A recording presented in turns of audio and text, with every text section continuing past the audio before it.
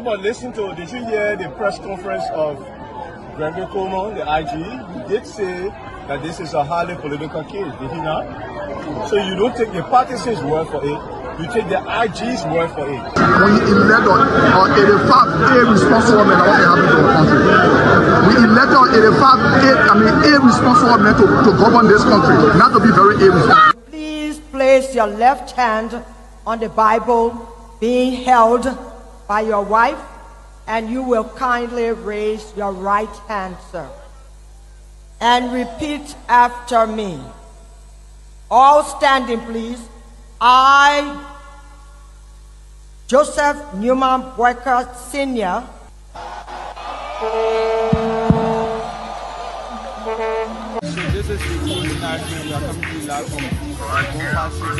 No secret now that your friend and former boss will be a candidate in 2029. With all of that you experience, all of that you know, and everything that you see unfolding in the country now, will you support him? Will you be part of the process? Will you give him the support? Do you think he can be a better president? So why you want to bring political Benin in it now? Oh, but political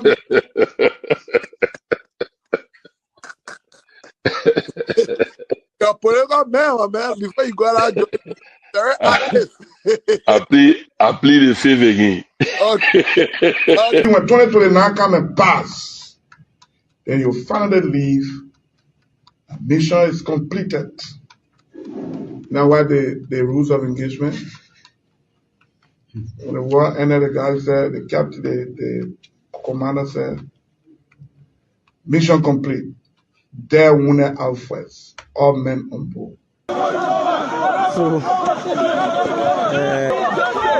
this riot situation when it comes to country, because many times you notice that if Charles Taylor is the problem, he will be out of here in the twinkle of an eye. And I say, let well-meaning Liberians come home. If we respect this constitution, a government formed in Accra is a violation of Article 1 of the Constitution. Let them come home. Let that government be formed in Monrovia. On the Boyka's administration, we want to give the government of Liberia an ultimatum of 72 hours to provide a living ballot of the chairman of the Student Unification Party, or else there will be a catastrophic pneumonia in the Republic of Liberia. To arrest the chairman of the Student Unification Party, only because the government feel intimidated about the Vanguard Party advocacies. The government got capital road, small, road, B road, all kinds of place. I think the reason Joseph Baga will not do much because the old man, the papa is suffering. The papa loves the country, but he can't make it. The criminal there around him, they sophisticated than him. They are sophisticated criminals, so they can't make it.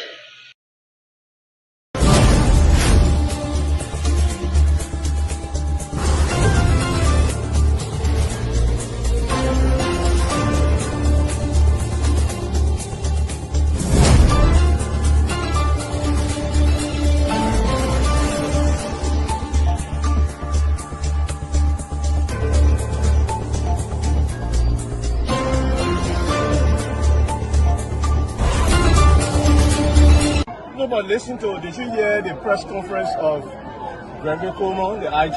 He did say that this is a highly political case, did he not? So you don't take the partisans' word for it, you take the IG's word for it. We elect on 85 irresponsible men what happened to our country. We elect on 85 irresponsible men to govern this country, not to be very irresponsible. Please place your left hand on the Bible being held by your wife, and you will kindly raise your right hand, sir, and repeat after me. All standing, please. I, Joseph Newman Boyka Sr.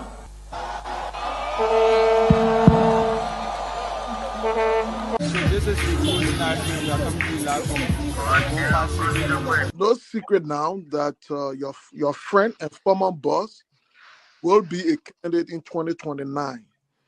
with all of that you experience, all of that you know, and everything that you see unfolding in the country now, will you support him? Will you be part of the process? Will you give him the support? Do you think he can be a better president?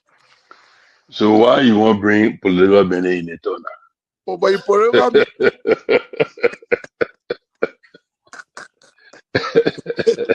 you're a political man, my man. Before you go out, you're very active. I plead the fifth again. Okay. When 2029 come and pass, then you finally leave. Mission is completed. Now, what the rules of engagement? When the war ended, the guy said, the captain, the commander said, mission complete. There wounded out first. All men on board. So this riot situation when it comes to countries, because many times you notice that If Charles Taylor is the problem, he will be out of here in the twinkle of an eye. And I say, let well-meaning Liberians come home. If we respect this constitution, a government formed in Accra is a violation of Article 1 of the Constitution. Let them come home. Let that government be formed in Monrovia. On the broadcast administration, we want to give the government of Liberia an ultimatum of 72 hours to provide a living ballot of the chairman of the Student Unification Party, or else there will be a catastrophic pneumonia in the Republic of Liberia. To arrest the chairman of the Student Unification Party, only because the government feel intimidated about the Vanguard Party advocacies.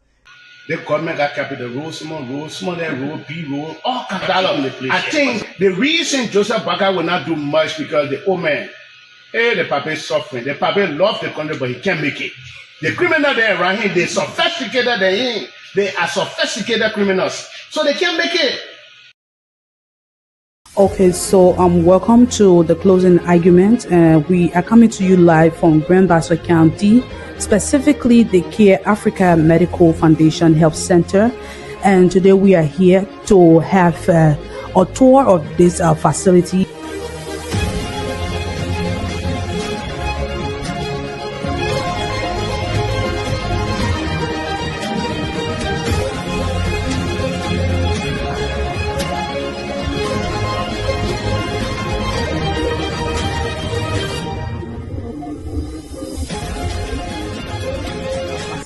But first of all, let's talk to the administrator to throw light as it relates to the working of this facility. Hello and welcome to the closing argument. Hello and welcome. I'm Raymond Arakasel. As you said, this is the Care Africa Medical Foundation Health Center. The health center was open to the public in May this year, 2025. And we started by providing free medical health services to the community, because the purpose of the health center actually, from the vision and idea of the founder, was to provide, health services to the unserved community. And being that she has lived in this community for some time, she decided to return and at least help people of Grand Bassa.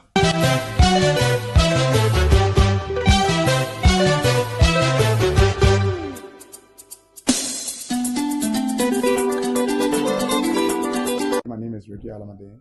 I'm the lab supervisor of Care Africa. And in this lab here, we do a lot of tests. This is our collection site. We have various departments in the lab.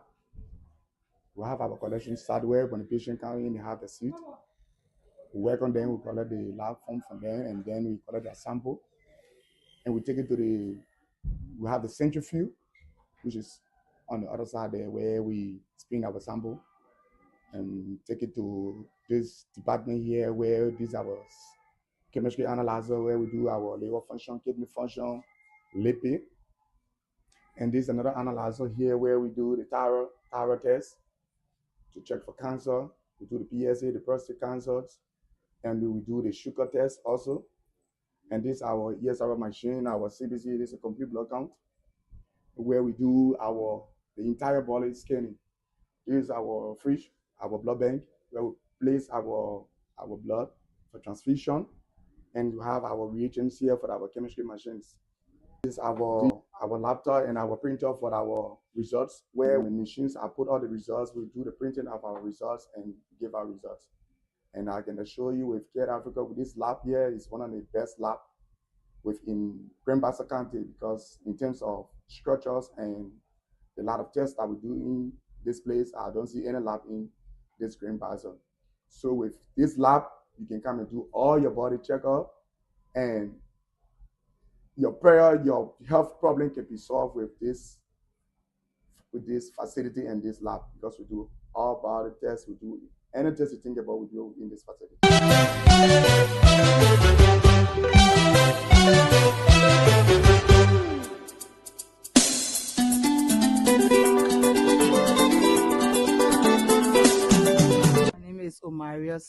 We do inpatient here. There is a ER when you bring our emergency patient. We receive the patient here. When we get to receiving the patient, when the patient is stable, we get another department on our side, peace ward there, where we put the children, the other ward. We even get a recovery room on our side when the patient is more stable to be discharged. Then we get a female ward there too. The male ward also. So we do a lot of things here. And another important thing we do here, if you don't have the money, we don't prioritize the money. Patient first, the money last. Typical example with a student that just come in here right now as an emergency. She's lying in bed. Yeah, she came. The parents is not around. The institution just brought her, but we're carrying out the entire process. Money last. That is the motive of Care Africa. My name is Venus Enima from the Salvation Army Primary Booth in New Buchanan Block A. I was on campus writing my text. After writing my text, my friend sprayed in a class. I said, I smell the spray saying I fell off. First, the people look at me, they ask me for money, they treat me well, and now I'm going through.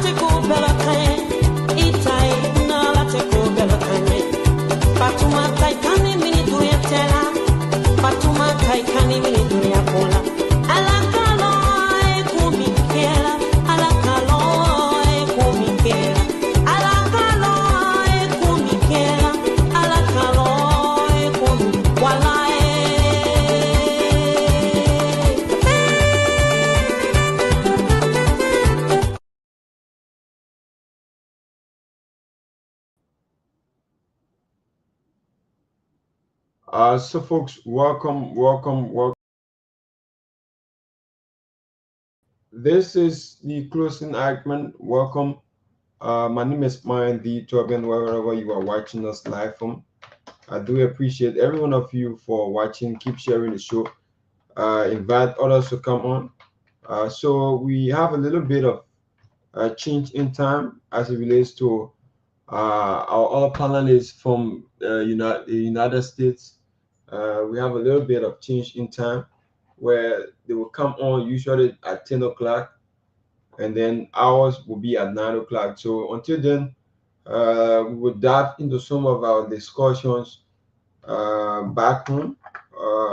We are on Truth FM 96.1. So hopefully at 10 o'clock, like real time, we'll be able to get on Kia Radio, where our other folks there, the men, Augustine Sai or Prince, and then that of Sansi Moshe, who is in Ghana.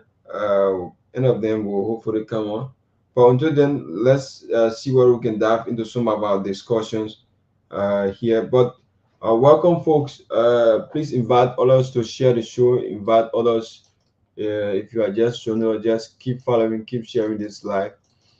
This is the closing argument show, and that's 17 minutes past 9 o'clock from our end, from where I sit and broadcasting live to you. 17 minutes past 9 o'clock. So just invite others to come on. Keep sharing the show.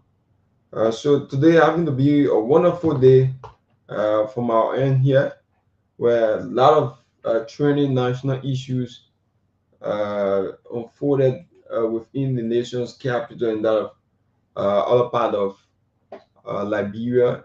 And then when our folks come on, they will also give us some issues from the United States and other international news. So as we may be aware today, for our foreign news, we also been informed that in the United States, there is an ongoing election there. So hopefully this evening from that end, the election will be over, and then probably from now to tomorrow, they will be able to announce the results for mayors and other elected positions in the United States of America. But back home here, we have a lot of training national issues that we are going to discuss on. So today we also saw this trending news on the social media about the government decision on the CMC bridge project that is being proposed to be undertaken in Bon County. And then unfortunately, the government of Liberia decided that the Citizen Movement for Change bridge, they should stop the project because this project is within the government budget to undertake this project. So all Liberians are concerned about this issue that are unfolding. So we'll also give you a brief information on this, and then whatever we'll be able to hear from the public so that they can give their input on this matter. So wherever you are watching us live from, just keep sharing this live. But with this bridge we are talking about, this bridge project was they did the groundbreaking ceremony weeks ago by the political leader of the Citizen Movement for Change, Honorable Musa Asambelede, and one of the executive members, Honorable Marvin Josiah Cole,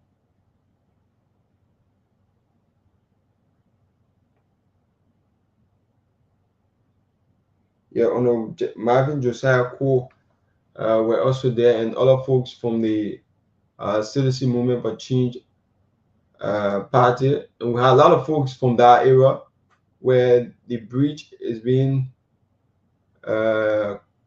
constructed, where they are supposed to construct that bridge. So we saw Liberians were happy, and then most especially residents from that era, everyone were happy. But unfortunately, we saw from the Ministry of Public Works, because the Ministry of Public Works represents the government of Liberia from that aspect when it comes to any work issue or public work matters. They came out with a release from the minister himself, Honorable Roland Guinness, came out with a release that the government decided that this entire project should be stopped by the Citizen Movement for Change, because the government have already decided to undertake this project. This is not the first one, you know. This is not the second one. So this same bridge project happened again in Bomi, where another bridge project were to undertake, and then the government of Liberia came out again with another release. So with this issue, let's just weigh in it to give you both the government side and that of the citizen movement for change, and also some of the citizens out there who are giving their own view on this issue as it relates to this current project, because Liberians are concerned about development. Let's say it like this: Liberians are concerned about development. We all know the kind of country we found ourselves in. To get a lawmaker or to get someone, an individual, to come out and say, yes, we want to take this project, I think it's something that all Liberians, we have to embrace, and then be able to help that person come out to do a certain project or a project that the government can be able to do, but because they don't have the financial ability, or they're not paying attention to that project, or party or an individual come out and say, yeah, we want to take this project, I think all Liberians will be happy of it, not within his own district, but rather in another district, within another county, to undertake this project, because he have done it within a district, in a county, and then he saw it necessary to go within another county to be able to undertake this project. But we also look at the aspect where the Ministry of Public Work is also speaking from. We also look at that. But all Liberians are saying, if a Liberian want to undertake a project and then you are stopping them, for what reason? Is it because of political affiliation, or it is because of the legal process, the rightful channel that the representative should pass through, or the political leader of the citizen movement should pass through? So with that, so many Liberians are making their own view on it. Others are making so many statements coming out from the other side. But if you stop this project from ongoing, Liberians are concerned whether the government is going to undertake this project. Because if you stop this project from undertaking, because according to the public work minister, they have a budget already that should be passed for them to undertake this project. So Liberians are concerned if this project is stopped, and then the time that they are looking at that this project should be done is not done, that's the time Liberians will be able to come after the current government of Liberia, because someone wants to undertake this project and then you are stopping them. For what reason? If it's because of the legal process, or because of political affiliation, or other political reason, that's why you are stopping them. And the citizens themselves will come out, because for what reason you'll be able to stop them from accessing maybe reliable road or paved way to the next destination, because they have the right, they have the opportunity to have access to road, they have the opportunity to have access to health care, schools, and so many things, and then come out to stop them. And if this project is not done, that's the time the Liberian people or that resident of that area, they are going to come after you, or the government of Liberia. Because if you stop them, you undertake the project, that's a good step. Everyone will applaud the government for that. If you stop in on a Musa Assembly, or if you stop in any Liberia, let's leave this with on a Musa Assembly. Let's take it to another person. If you stop another citizen from undertaking a project within his or own community or district, if you stop them from doing that project, it is fine. That's your right. But if this project that you are stopping the president of doing, if you promise the people that, oh yes, we are going to undertake this project, and then at the end where the people they expect things to come out of that project, you stop the president from doing it. If people don't see anything tangible, if they don't see anything that they are expecting from you or they expected from your government, definitely that people from that area, if election comes, you not receive that number of votes that you should expect from them, because these are things that Liberians are going to press on to do tomorrow.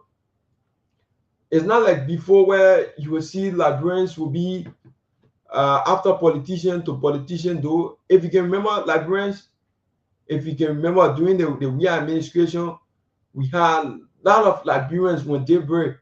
You see Liberians will go before politician doors. You see Liberians will go before lawmaker doors to sit there for rest. You see them; they will sit there for children's school fees. You see they will just let land up from ministers give to another. But nowadays we are not seeing it because Liberians are getting sensible. They are not thinking about back in the days where they used to go sit before politician doors, but rather themselves are coming. They are coming out themselves, hustling for themselves. Even though everyone will say, yeah, the country is hard, the economy is hard, yes, but Liberians are coming out nowadays to be able to sustain themselves, to be able to find things for themselves. You not see blind people, or you not see people living with disability to go sit around lawmaker house, to go sit around politician house to ask them for money or whatever. Sometimes you see them on the street, sometimes you see them hustling for themselves, because they don't see it necessary to go sit at politicians' door. You not see it necessary to go sit at lawmakers' door to go ask them for money, because they know that they will not be able to get it these days. At first, in the Myean administration, people will say money were floating because people used to go beg people and then they will get money. But nowadays, you are not seeing it no longer. So we are getting into the another stages gradually. So maybe the next politician or the next president that will come in, we'll see another changes will come, and we are moving gradually. And this is something that I must applaud the government. Others are saying country is hard. We must admit, because the economy is not up to standard where the Liberian people will have jobs, where the young people after high school you'll be able to get something doing. You see vacation school where at every month you'll be able to get at least $50 or $100 to sustain yourself while going to university. Nowadays, if you see a young person going to university, to be able to start from the beginning and go all the way to the end, that person might have a financial strength. Because if you come out of high school today or tomorrow, you will see everyone will tell you, I encourage you to go do trade. I encourage you to go do trade. Because they are not seeing the money, they are not seeing nothing. Like, if you go to school, if you graduate from university to get a job, it's another thing. To even go to the university is very difficult. If you graduate from the university, it's difficult to get a job. So parents will encourage their students, parents will encourage their children. If you graduate from school, I encourage you go to university. I mean, go to TVET school, go to trade school, go to other schools around here to learn trade, to learn skills, to be able to sustain yourself in the meantime until you can be able to get money to go to university. It's a good idea. We all should encourage that. But if we have our country up to standard like the other countries, I think all Liberians will be able to get something for themselves. All Liberians will be able to work hard. Like nowadays, we see that the drugs rates is going down. We are no longer hearing the increase of drugs in our various communities, in our various town, in our various cities. We are not hearing it like before, because we have something that they have put into place wherein the Liberia Drugs Enforcement Agency, they are working tirelessly to see how best they can put an end or to reduce the import of drugs within our country. Like before, we saw even though it was like allegations, we saw a lot of photos, we saw a lot of videos, we heard a lot of news about drugs within our country, from the various ports, both air, land. We saw a lot of them, but none of them, even though we are seeing them, yes, but it's not on the increase like before, where if you hear that they arrest drugs today, tomorrow you hear, and it's not all low quality or quantity. It was on a huge quality or quantity before when they arrest drugs within Liberia. And what we were told as a media person, we were told that Liberia, they were using Liberia as a transit point to be able to transport drugs from Liberia to another country. Because Liberia, we don't have a strong security system. We don't have equipment. We don't have detector wherein if the folks from the Liberia Drug Enforcement Agency, if they hear about drugs, social place, to be able to detect whether that place has drugs or not. Even at times when they are searching, you see some of them will search with their bare hands without using gloves. Nothing at the camp. They will just use it just to be able to discover whether drugs is there or not.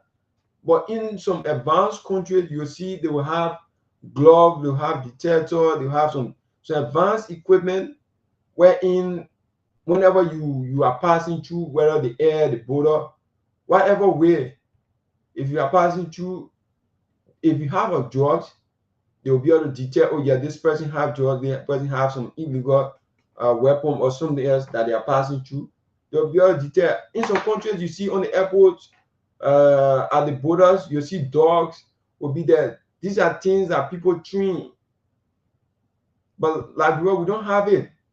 The young people, they are waiting to work for their country, but there's no opportunity.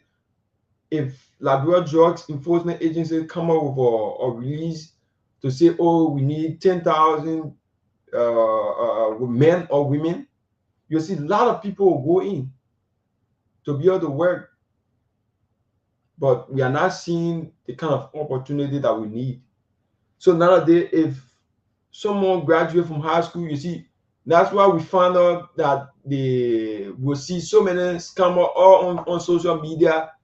They will scam Liberians, take huge amount of money from them, because everyone wants to travel.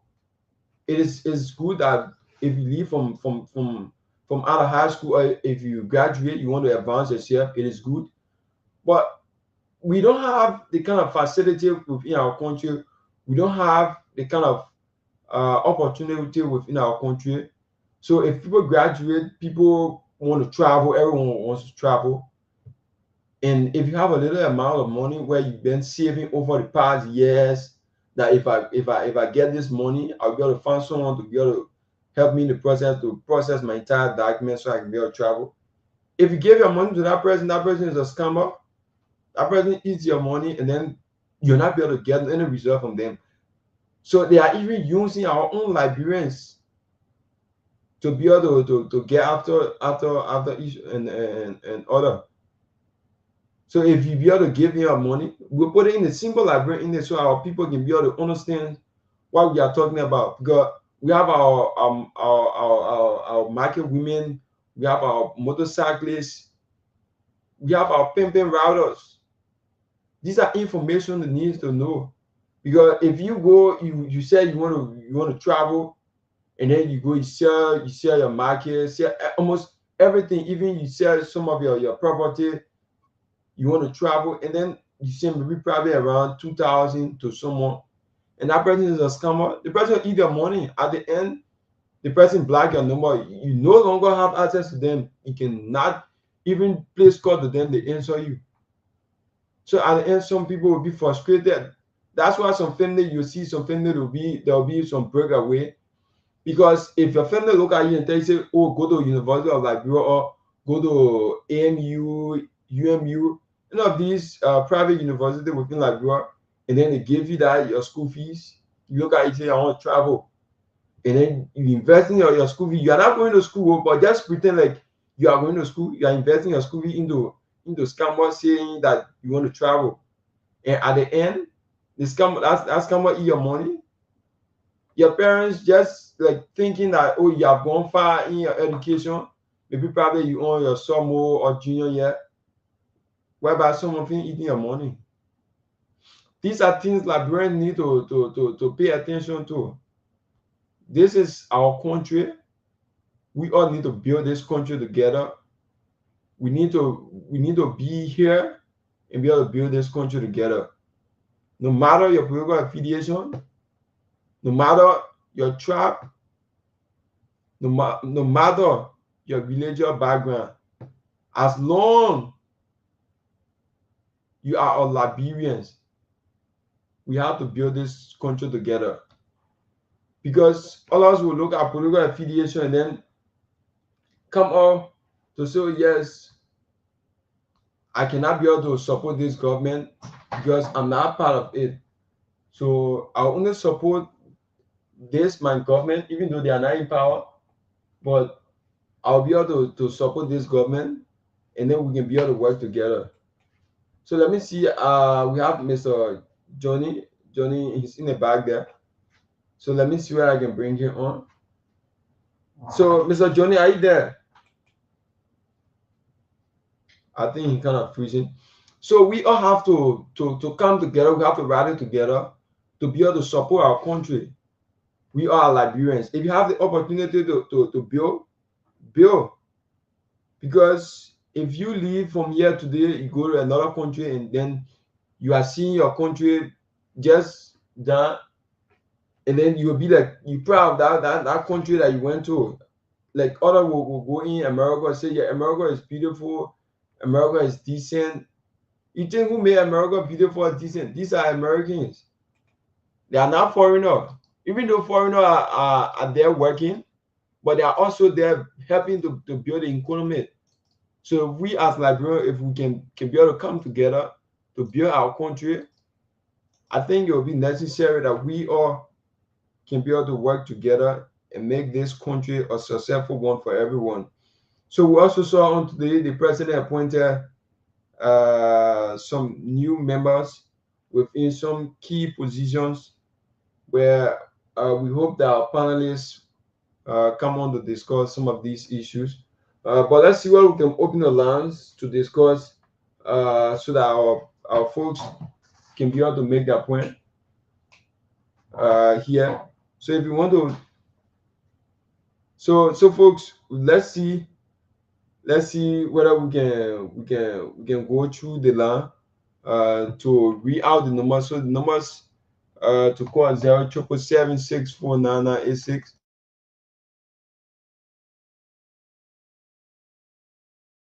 So we have 077764986, 077764986. For our WhatsApp line is +231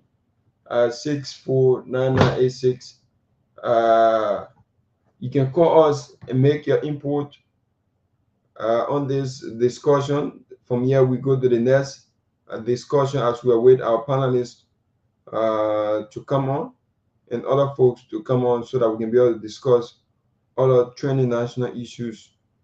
But with this, you can put in your call 077764986, 077764986, 077764986. Let me see what we can pick up. This very first caller who is on the line here. Hello, caller. Hello. Wow, we lost that caller. So we are discussing issue of development within our country, because we as Liberians, we are the ones that needs to develop our country. We saw recently the Moravia City Corporation came out with a release that every house or houses before the main entrance or before the main street should be able to pin their homes so that they can be able to give a beautiful facelift. And other Liberians were like saying they give some more money to be able to buy pin and pin that era. This is our country. It doesn't matter whether the government gave you money or not. You all know that you have to make your house decent. You have to be decent. So it's not something that the government should be able to give you money for everybody to be able to do it.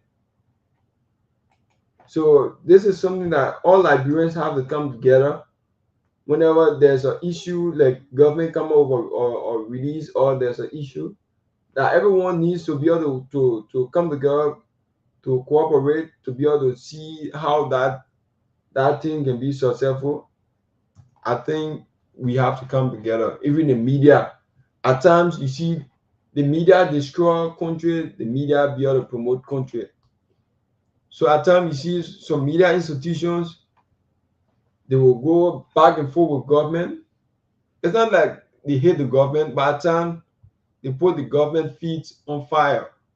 Well, if all of the citizens within the country just sit and relax and say, yeah, we don't want to talk anything against the government, we don't want to talk at the government, that government will not be able to do anything.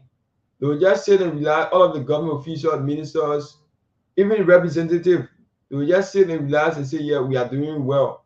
So we are not hearing anything from Liberians. We are not hearing anything from the folks out there. So Mr. Gayman is on. Let me see where I can bring him up. So Mr. Gayman, you come a little bit soon today. Yeah, I gotta make sure I get adjusted to the new time. Yeah.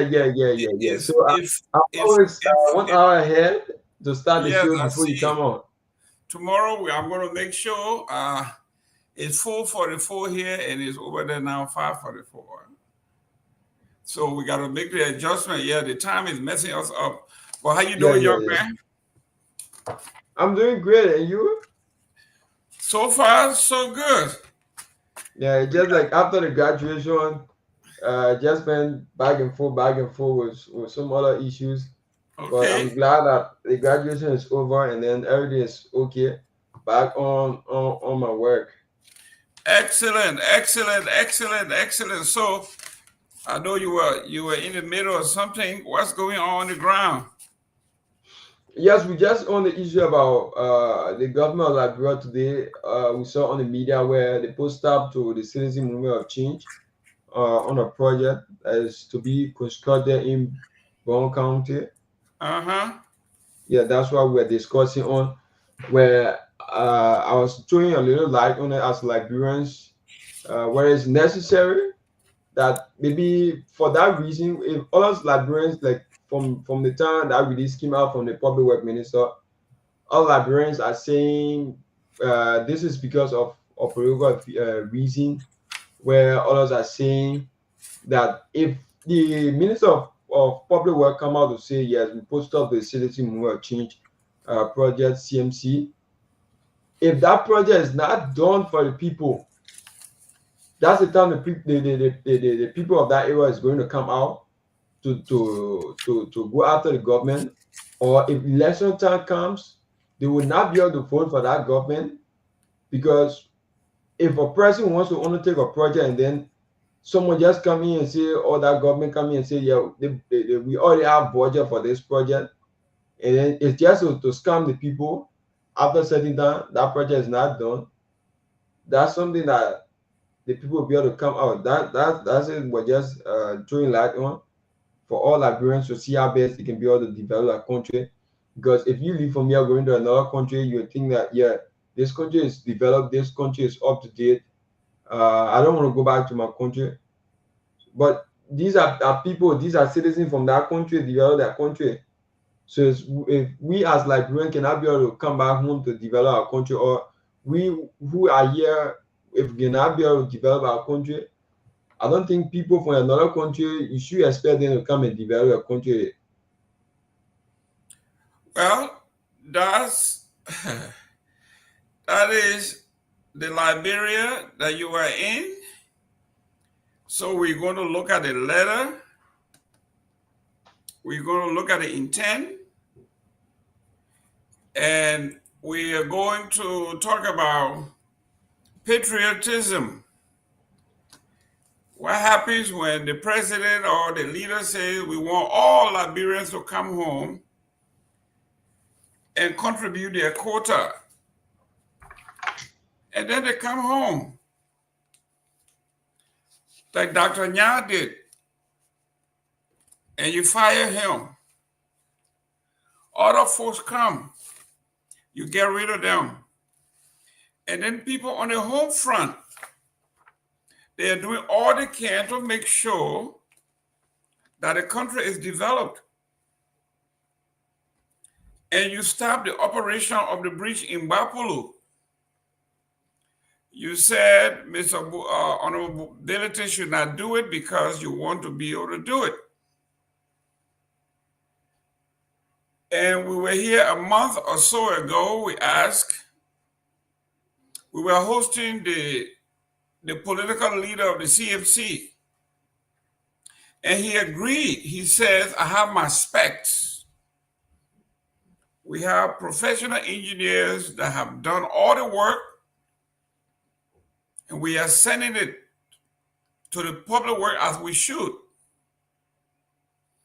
As a law-abiding citizen, he did that.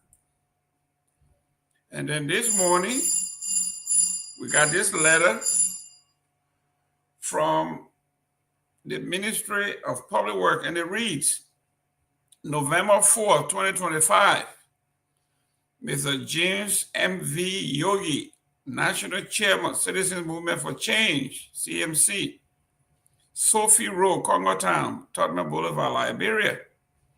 Subject, request for review and approval of design document for the construction of a 38-meter bridge in Bong County. Dear Mr. Yogi, the Ministry of Public Works acknowledges receipt of your letter dated the 16th of October 2025, submitting design document for the construction of a 38-meter bridge in Bong County.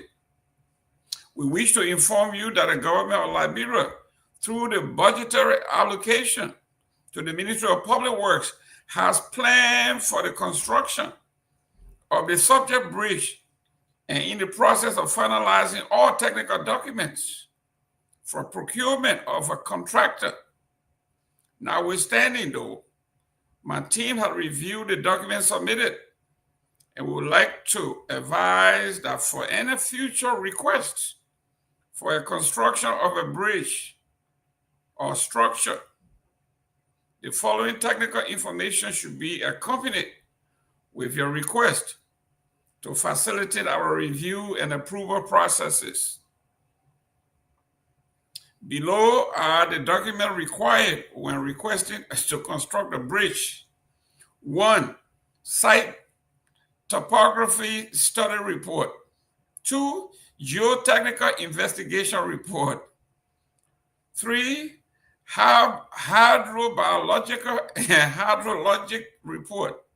4, structural analysis and design. 5, 4 working drawings. We appreciate your efforts in promoting development in our country and look forward to future collaboration with you. Sincerely, your Roland Lafayette Gideon, Minister of Public Works. Ladies and gentlemen, this is when we are talking about committing suicide, where you have oxygen and you decide to suffocate yourself to death and everybody else around you. We said this here about a month ago when Johnny said he smells something stink in the request made and the stoppage of the bridge in Bapulu County. 2 days ago, somebody went to Bapulu and took the picture of the bridge that the government said they were rehabilitating. They just took plywood or metal plates. There were no rail So when you are driving on that bridge, there are no rail, there's no guardrail. You can fall in the river anytime. And the people were complaining. Now here we are. Automobility did everything that was required of him, hire a professional team, went by the regulations of the government, submitted everything. They kept it for the longest. And they denied this on two grounds. One, that the government had allocated money already for that bridge, so they don't need his help. Secondly, they are giving some technical wording that I have never heard of, even though I'm not an engineer. But if all bridges in Liberia have to be, they have to do topography, they have to do biohazard report. All of these things they are putting in the way. It leaves one with no other option but to suggest that this is political in nature. But let me welcome Johnny. Johnny, welcome. Are you in Banga or are you back in Monrovia? I'm back in Monrovia. Thank you for the show. And is it Myean in the show? Yeah, that's Myean. Yeah. Myean, thank you for being on time. I was following you while driving on Truth FM. Yeah, thank you, Mr. Gayman. I think today's discussion is interesting. It just tells how our governance system in Liberia, is, and it's just interesting. It's an interesting thing, interesting to see that a political party or an organization or an institution, wants to complement the efforts of the government, and government say, no, do not help me. We already have, money in the budget to do work here. Good. I mean, I will encourage all other parties. I think I'm going to discuss it with my political leader, Dr. Monima, so we can initiate bridge work, so they can stop us, and then we'll put the. I mean, I think I see a new approach to put the government to work.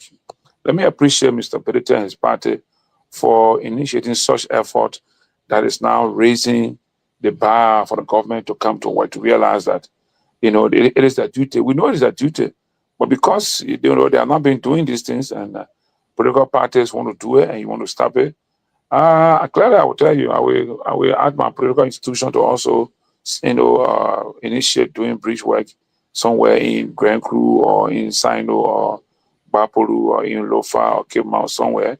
So where people really need a dying need of bridge, and then government will tell me, no, you cannot build it already in the budget. So, Mr. Gayman, Mr. Gayman, thank you so much. Let me commend the CMC for opening this opportunity for us to put pressure on the government to build more bridges, construct more schools, more hospitals. Because if we start all across the nation like that, then our government will now decide to redirect the budget allocation to what the people really want.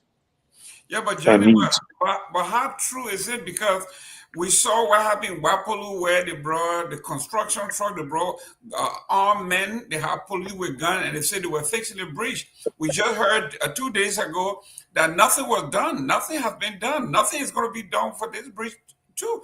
Is that they don't know if they tell folks that it is their responsibility, then they turn around and renege on it. No, I mean, but I like it. Liberian people, even though they say Liberia is the lowest IQ country on the continent, but at our level of our IQ status, we will be compared to know and to see, know, and understand what are the responsibilities of government and what kind of government we have in Liberia and how our government wants to treat us. So if the CMC attempted to build a bridge in Bapolu that would help people in the community to have access to move about in their county, in their communities, even reduce the danger or risk of falling or having accident in the bridge or in the water. And the government says, no, we have the money, we will build it. And the government does not build it over a period of time. They say, listen, there will make a decision. If you see that happening, you still vote for the same people that are in government, then you are sure trying to confirm that Liberia is really the lowest IQ country in the world. Seriously. So, I mean, these things will help to elevate the politics. So, like I said, I hope my party, I'm going to encourage my party to also do same in some other parts of the country so that they can stop us and then the citizens will see whether they will do it or not. If they don't do it, and Liberian people in that county decide to vote the same people who are in power now, and they stop somebody who want to go give them relief, and they could not provide relief, and they decide to vote for those individuals, in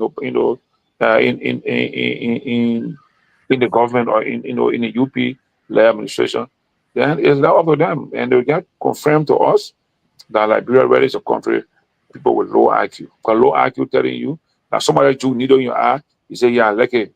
I like that. You can look at the post my apple, I say with you, then that's good. Good for you.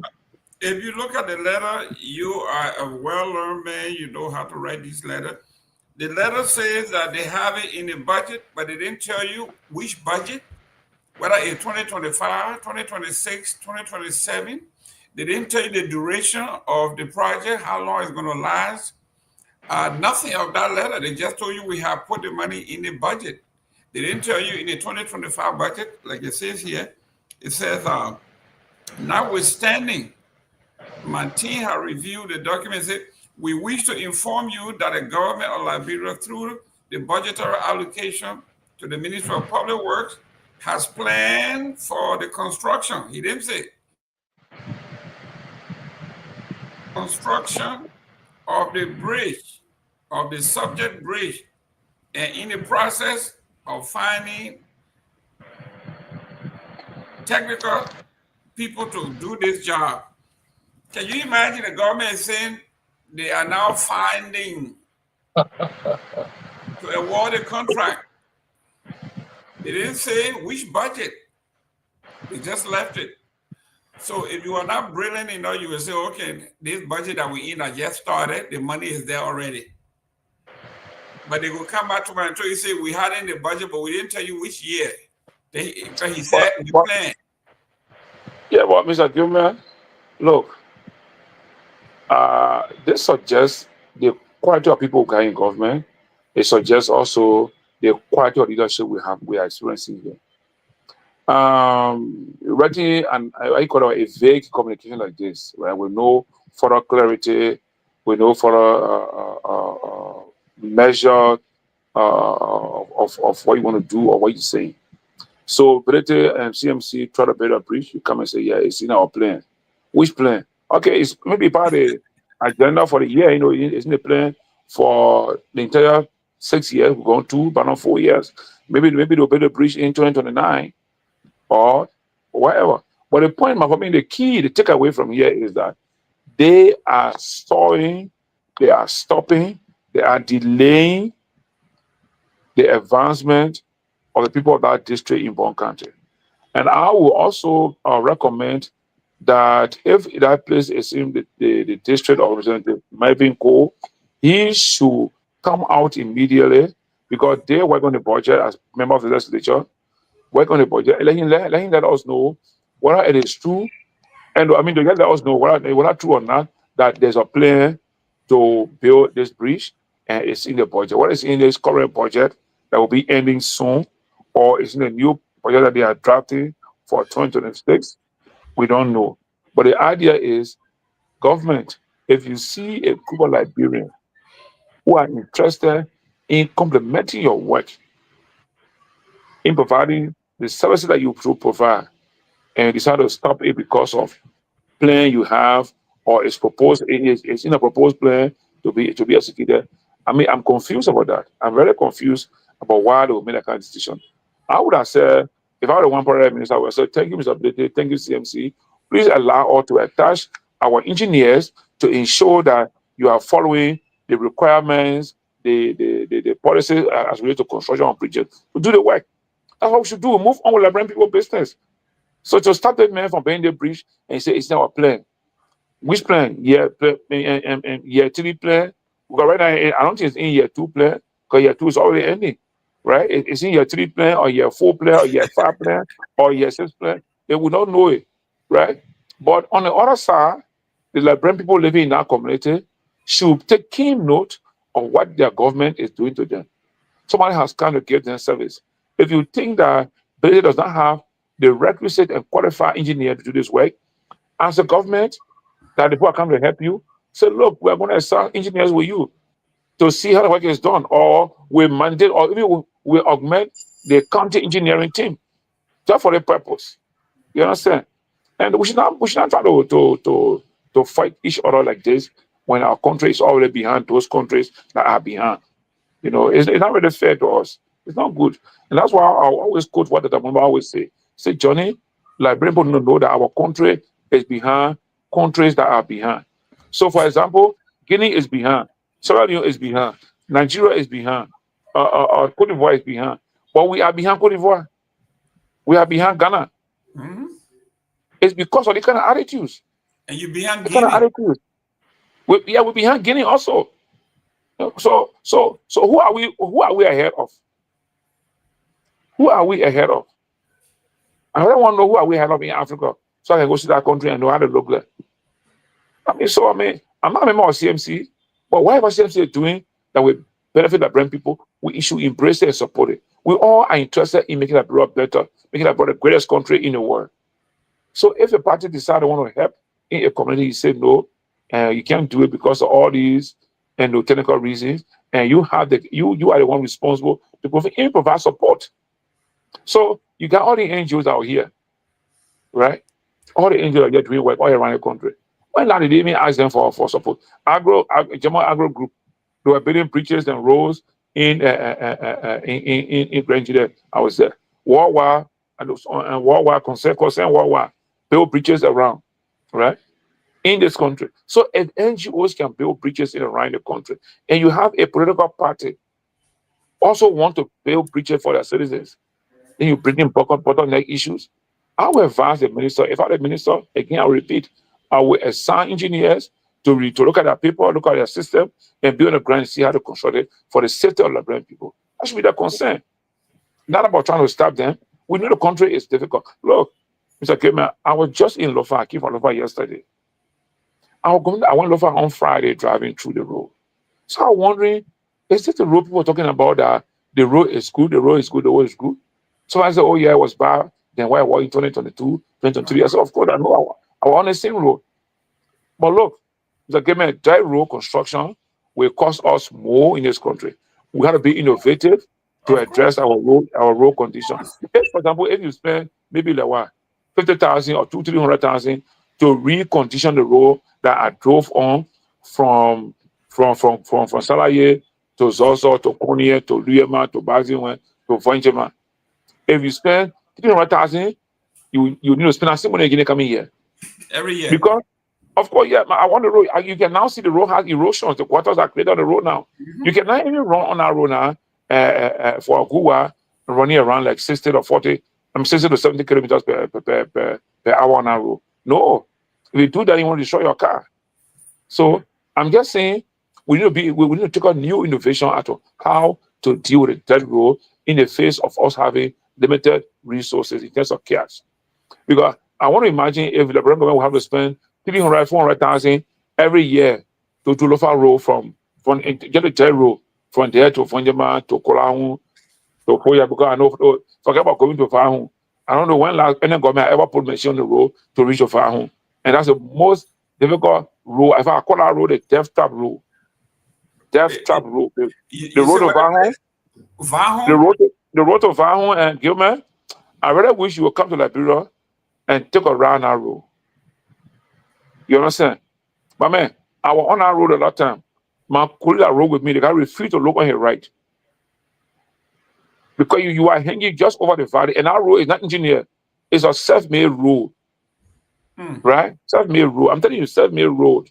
We got involved, we did the work. My colleague was worrying about how we retain my police journey. Let's read the office, so can part so you know go by that road. And my other guy said, man, the same road came, the same road went down. But the road is dangerous. I mean, it's a dangerous road. You are driving just like an inch over the valley. That even if the air breaks on one of the tires, you're gonna beat and the insurance calope or for the fire straight in the valley. You understand?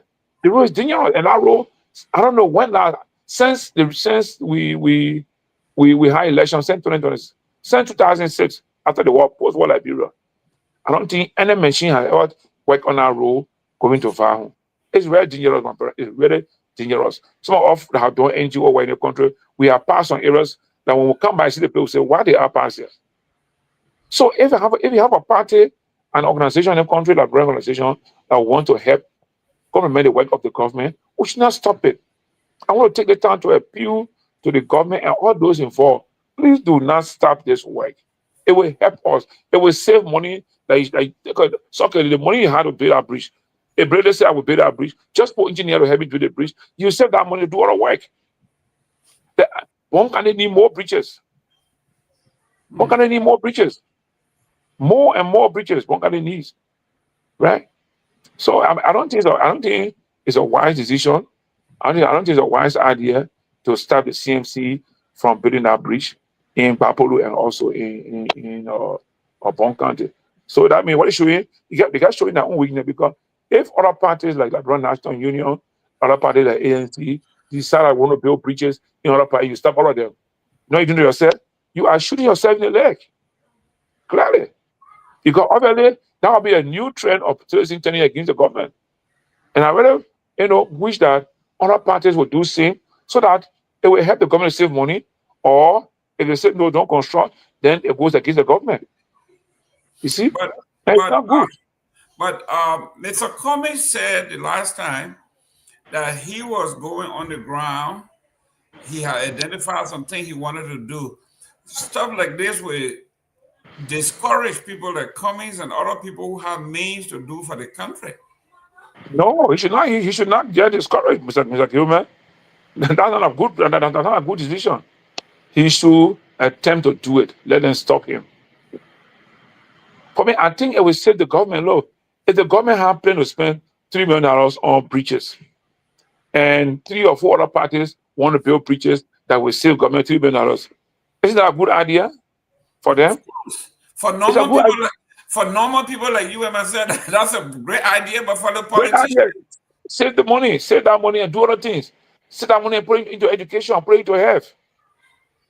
Okay, so let's say if they say, okay, I'm going to bring brand new DNA machine for JFK. I'm going to bring brand new CT scan for JFK. I'm going to bring brand new MRI for JFK. They will say, no, don't bring it. Oh, they would prefer that because it would break down in a week or 2 or maybe a year. But the bridge, okay?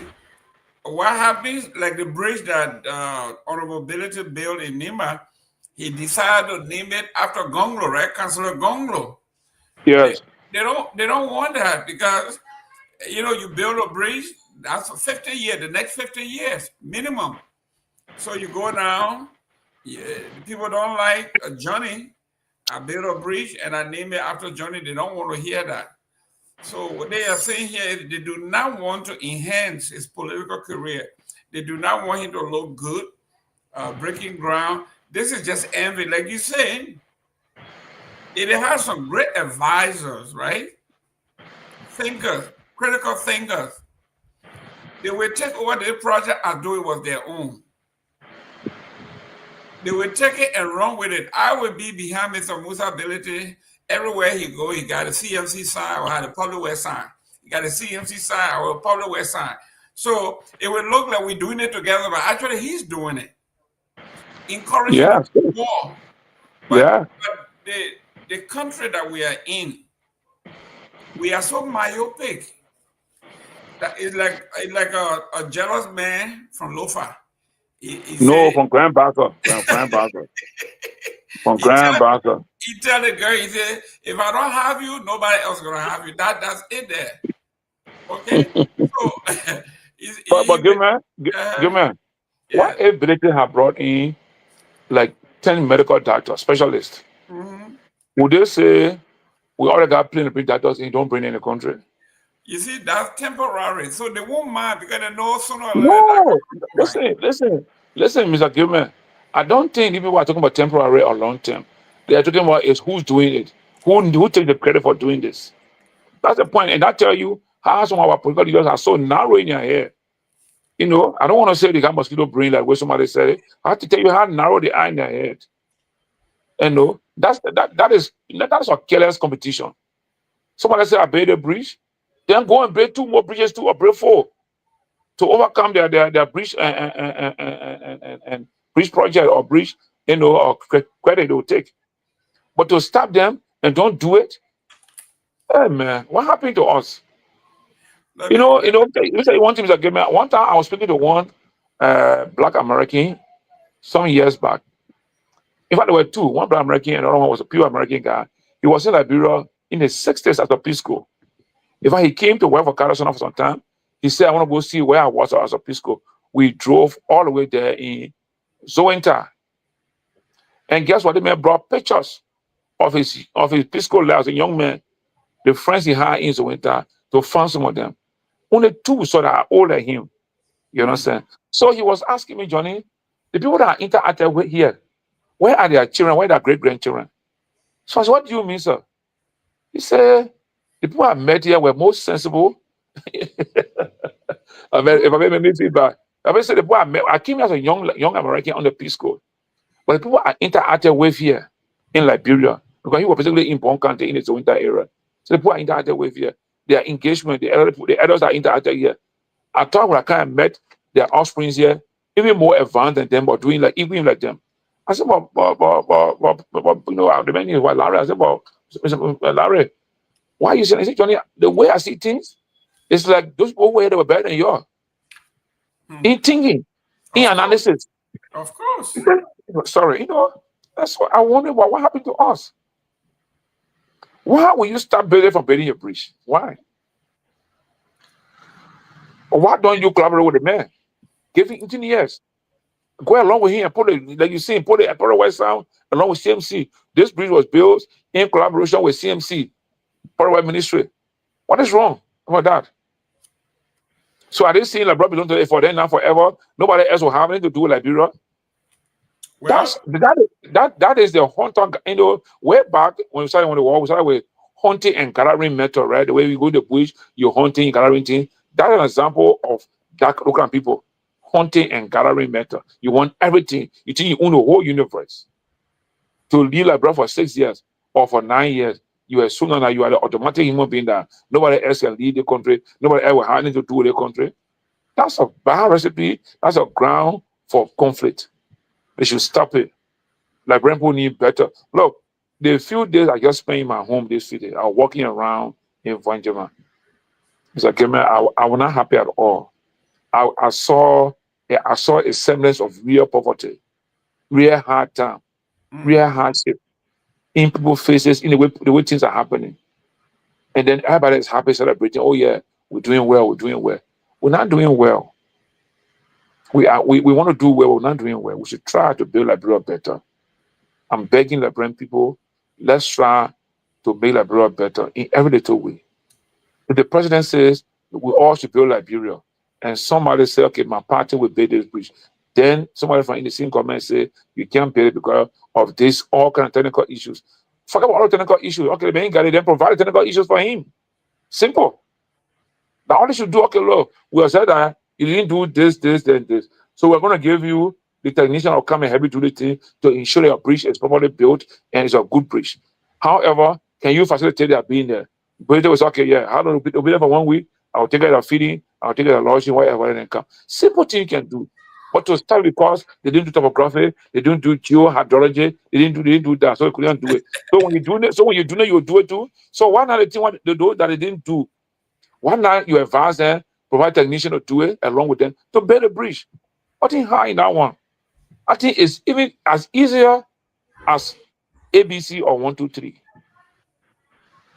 know what I'm saying? Why much solution become problem? Yeah. No, man, I'm disappointed, man. I feel bad. I feel so bad about that. It's all right. Now let's go to the chairman of the Unity Party says, as long as he's chairman of the Unity Party, no political party, especially CDC, will ever win election in Liberia again. In fact, the last time he said they are developing a plan that Unity Party will run the country for the next 200 years. Wait, let me ask you, Mr. Gayman. Did that word come from the man? Did it come from the man who they say is a reverend? Yeah, Reverend Dr. Tappet, Luther Tappet. That's correct. That's that. And then he got a response. He got a response from the former chair of the CDC, Eugene Nagbe called him FCC. Eugene Nagbe says, see this other FCC chairman who had to protest outside of Joseph Boyka High one day before he got a little job in his own government, and he talking trash. So the man, Eugene came out and said, this man is so FCC that we don't even going to intellectualize the man is so FCC. For about 200 years. This man couldn't even get a job. He had to go gather people to go protest outside the president's house to get an appointment. Now he got an appointment. Now he want to run the country for 200 years. You know, Mr. Gayman, a lot of us in Liberia kind of behave like we are so religious, and we respect religiosity. We respect Liberian people who are religious leaders. So let me ask you, Mr. Gayman, because you guys from Grand Pastor have a lot of respect for people who are religious leaders like pastors, deacons, and everything. How do you interpret such sentence or such statement from a religious person, a religious leader, a reverend? How will you interpret that? Well, you know, when we were growing up, I guess you too, when you heard even our elders, when they spoke, because usually during those days, those that were in the ministry, at the mosque, at the churches, they were wise men and women. They were well learned. They went to theological seminaries. They went through the training. Those who didn't go through the seminary, they did apprenticeship. They knew their thing. So they had some morality attached to their learning. But this new prosperity gospel, which is about wealth, this is the branch that Luther Tappet is now representing. He doesn't quote the scripture anymore. The government, if you look at Christ's work, it was about the poor. It was actually mostly against the authority. Because he says, if you have care for the least of us, or least among thee, you have done it for me. This man is saying for the next 200 years, the power that I have, I will make sure that nobody else, he is now playing God.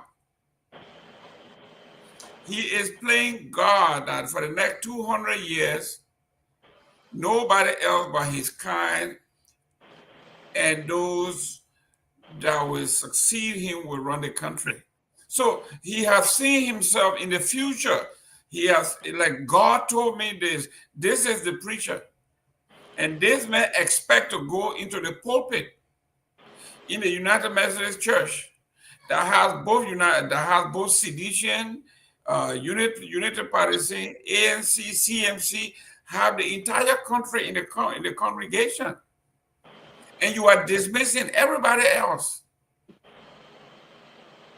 These are the folks we are talking about. So this man has no credibility. Can you imagine this man now leaving his political office and going into the pulpit? What is he going to say? So this is the hypocrisy and the dichotomy of our life. When the people say you're living a double life, okay, you got split personality. This is what we are talking about. You are two people in one. You're talking from both sides of your mouth. You are a preacher whose job is to save soul, to bring soul to heaven. And then you are a politician whose job is to suppress. We are talking about the government undermining development in our country. And these are the folks that are surrounding the president, advising him. A spiritual advisor. Standing there and saying, you know, Mr. Gayman, as a political party chairman, political party leader, you should become the custodian of governance. Your party is in charge. become the custodian of governance. You should be the one that outside of the governance system, at the same time providing the relevant and necessary advices or pieces of advice to those that are in charge. In fact, you should be heading the party that should be checkmating the ministers, those appointed by the president. You understand? And having regular consultation with the president, keeping the president informed about ministers that his party that is in governance role playing in the country. You understand? How can we, make sure that we deliver on our promises that we made to the people during our elections? But if you come to speak as a political party chairman in the manner and form I look like, you want to bring some kind of praise and worship song onto your leadership to give you a job, to protect you on your job you got as some board member or something, then it tells you that again, Liberia is we are what do you call it, nose diving. I will give me the former MPP had a chairman called Cyril Allen. This man was the one who stood up to his own government and pointed out the ills that were permeating society and even in the government. To the extent that I remember I think they had him suspended or so, but he stood by his word. You, the party chairman, must not be making those kind of statements. That means you are making a party policy statement. The party political ideology is around what you're saying. When you speak, the political ideology of the party is what you are speaking about. So is it trying to bring about a form of autocracy or authoritarian or what? You understand? Where we all discuss about democracy, we should be encouraging democracy in a way that we have elections, people have their voices, people can be able to speak out on the issue that affect them. They can hold their government accountable to deliver on those things that they should do per the Constitution of Liberia. When you come and make that kind of opening statement and say, no party, even the CDC. I'm not here to defend the CDC, and that's why I always say, I don't like to even discuss CDC and UP. Because over the last almost 20 years or more, these two groups have always led the Liberian political landscape. And they're the one that brought us to the level where we are. Where we are right now in Liberia since 2006, there are two of them, the UP and the CDC. UP, 12 years, CDC, 6 years. UP is back another 6 years they have. See where the country is. Are you okay with the two groups? Do you want to keep the two groups into Liberian politics? No, I would say no. You understand? Liberian people should not think about getting rid of these two groups entirely. Let them go and rest, let them go recalibrate, let them go think twice and see what they went wrong and come back next time. But they come in 2029, Liberians should just say, look, you PCDC, you pack yourself somewhere. Let's identify new leadership style that will come and see what we'll do with our life.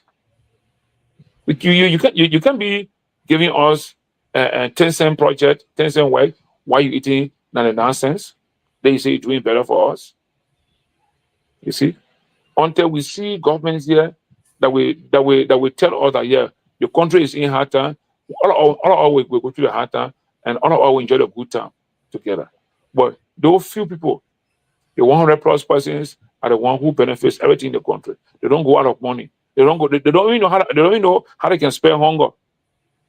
Because they never experience hunger once they're in public office like this. They eat food they just eat food and waste food. They ride in a car they want to ride.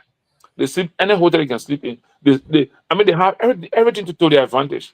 But meanwhile, right 2 blocks away from where they live, people right by there in the community can even afford to pay their water bill or pay for current bill or even get their children in school. Up to now, some parents have not been able to put their children in school yet. They are going to the school, begging the schools to keep their children in school while they are hustling for school fee for them. Those are things I expect a party chairman, the ruling party chairman, will be talking about. Identifying those issues, talking about those issues, and see how, in fact, it should be encouraging other parties, other organizations to come and join the government, the government administration of the country, to say, okay, fast track, in addressing those problems that we have.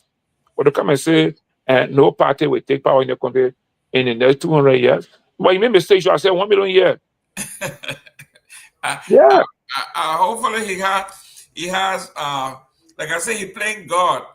So 200 years he will be around here. So he will be 271.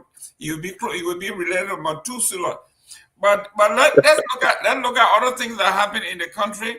There is a bill that was introduced in the House, starting from the Senate, and it's causing a lot of trouble in the country. The Justice Advocate rejects surprise bill for war crime court, say measures aim to shield suspects. And the summary of that bill is, Justice Advocate says surprise bill from Senator Joseph Jala and Pro Tem Kanga Lawrence could shield accused perpetrators and undermine years of advocacy for war and economic crime court. The bill will send appeals from the war crime court to the Liberia Supreme Court. A change Credit Wong could invite political interference. The Office of War and Economic Crime Court said its own bill for the War and Economic Crime Court and National Anti-Corruption Court will be submitted to President Joseph Walker in the next few months. Justice Advocate said they were surprised by last week's introduction of two bills from two Liberian lawmakers, which they say are designed to shield accused perpetrators from persecution for wartime atrocities and economic crime. The bill moved through the Senate procedure at an unusual speed, causing alarm among advocates. The proposed law wants to establish a war crime court and another to create a special economic and corruption crime court, where co-sponsored by Senator Joseph Jala, Lofa County, and Senator Lawrence Pro Tempore from Grand Bassa County. The Jala Kanga Lawrence bill now combined seems came out of nowhere, including controversial elements that contradict a war crime court bill submitted to the legislature in 2021 by Liberian National Bar Association. The bill had buy-in from most of the court's advocates and was seen to be a starting point for a new bill that must go to the legislature soon to trigger the start of a court. Jala Babu, appointed head of the Liberian Court for a War and Economic Crime Court a year ago, had repeatedly promised that the office's version of the bill would be taken to the president and legislature as a priority, but since then nothing has happened. The controversial bill, the proposal dominated Friday's meeting of Liberia's leading transitional justice advocate, including senior foreign diplomats and representatives of groups including Women in Peace Building Network, the Liberian National Bar Association, the Global Justice and Research Project, the Liberian Massacre Survivors Association, the Union Organization of the Disabled in Liberia, and the Liberian Council of Churches. The issue was deemed an emergency, and all other agendas were tabled because of this. My friend, there's something is amiss here. What's happening here? Why are they passing or pushing this bill through with nobody looking? What's going on? What's your thought? You have been part of this for a very long time. What's going on here? Yeah, the first thing, Mr. Gayman, is our constitution says that all courts are established in Liberia by an act of legislature, and that no court shall be established in Liberia that will be above the Supreme Court of Liberia, except other lawyers will come and tell us that's not it and provide a legal justification and reliance. But that's the simplest thing I've been listening to. Lawyers that have been talking about Liberian court system, the judicial system, and the rest of it. I think somewhere in Article 56 or 57, somewhere I need to check it up, that talk about the judiciary system, and the Supreme Court is the highest arbiter of justice in Liberia. So if you establish any court in Liberia, it cannot be above the Supreme Court.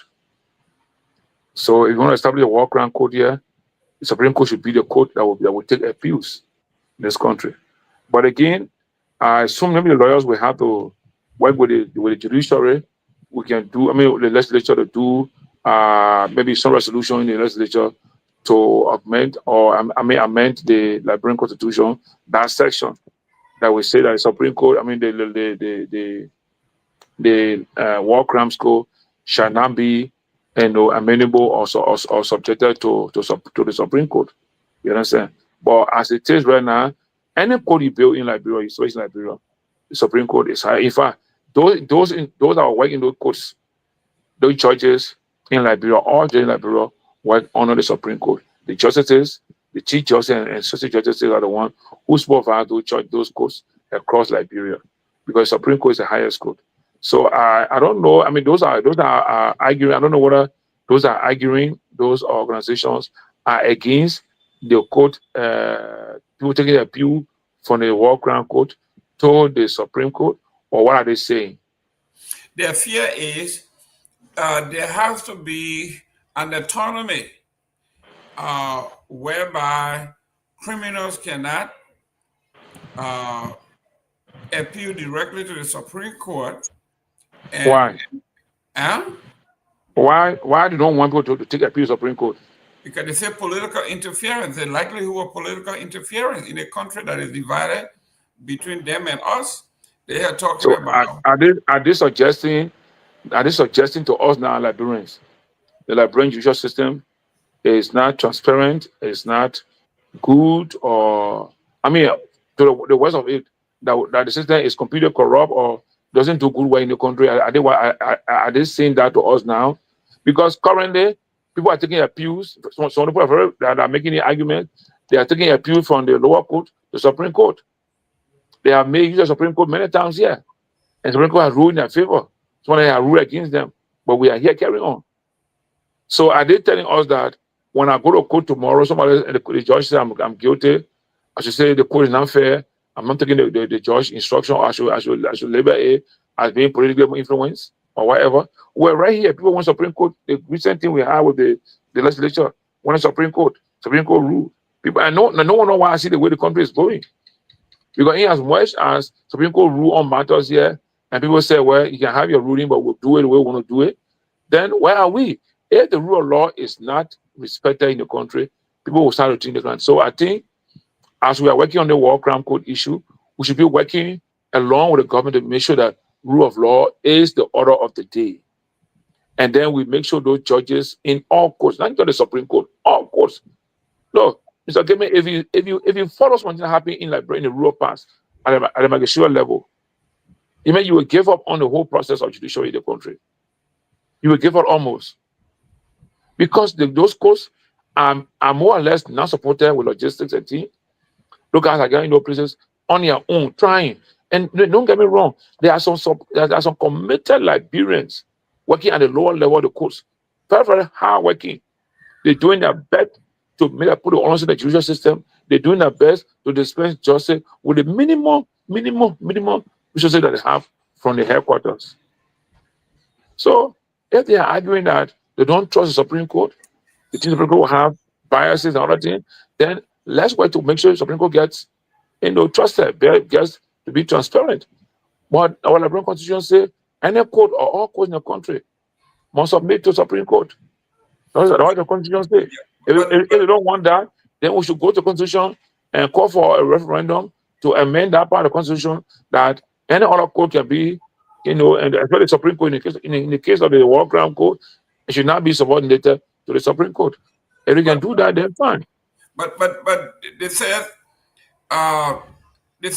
one of the key differences between the new bill and the 2021 bill is how the appeal process from the War Crime Court will work. The Bar's bill, which Jala said he was unaware of, proposed a separate appeal chamber outside of Liberia's existing judiciary and allow for non-Liberian judges and lawyers to sit on the bench and practice before the court. A model similar to the hybrid post-war court system around the world. The Bar's proposal called for 10 independent full-time judges, including 2 non-Liberian nominated through the United Nations by the respective countries, with both trial and appeal chambers composed of Liberians and foreign jurists. The trial chamber will consist of 3 judges, 2 Liberian counselors at law, 2 counselors at law, with at least 10 years of experience and one non-Liberian. The Liberian judges will be appointed by the president from a list of 7 candidates vetted and submitted by civil society organizations led by the Liberian Bar, in coordination with the Office of the United Nations High Commission for Human Rights and Ministry of Justice, among others. The appeal chamber will consist of 5 judges, 3 Liberians and 2 from abroad.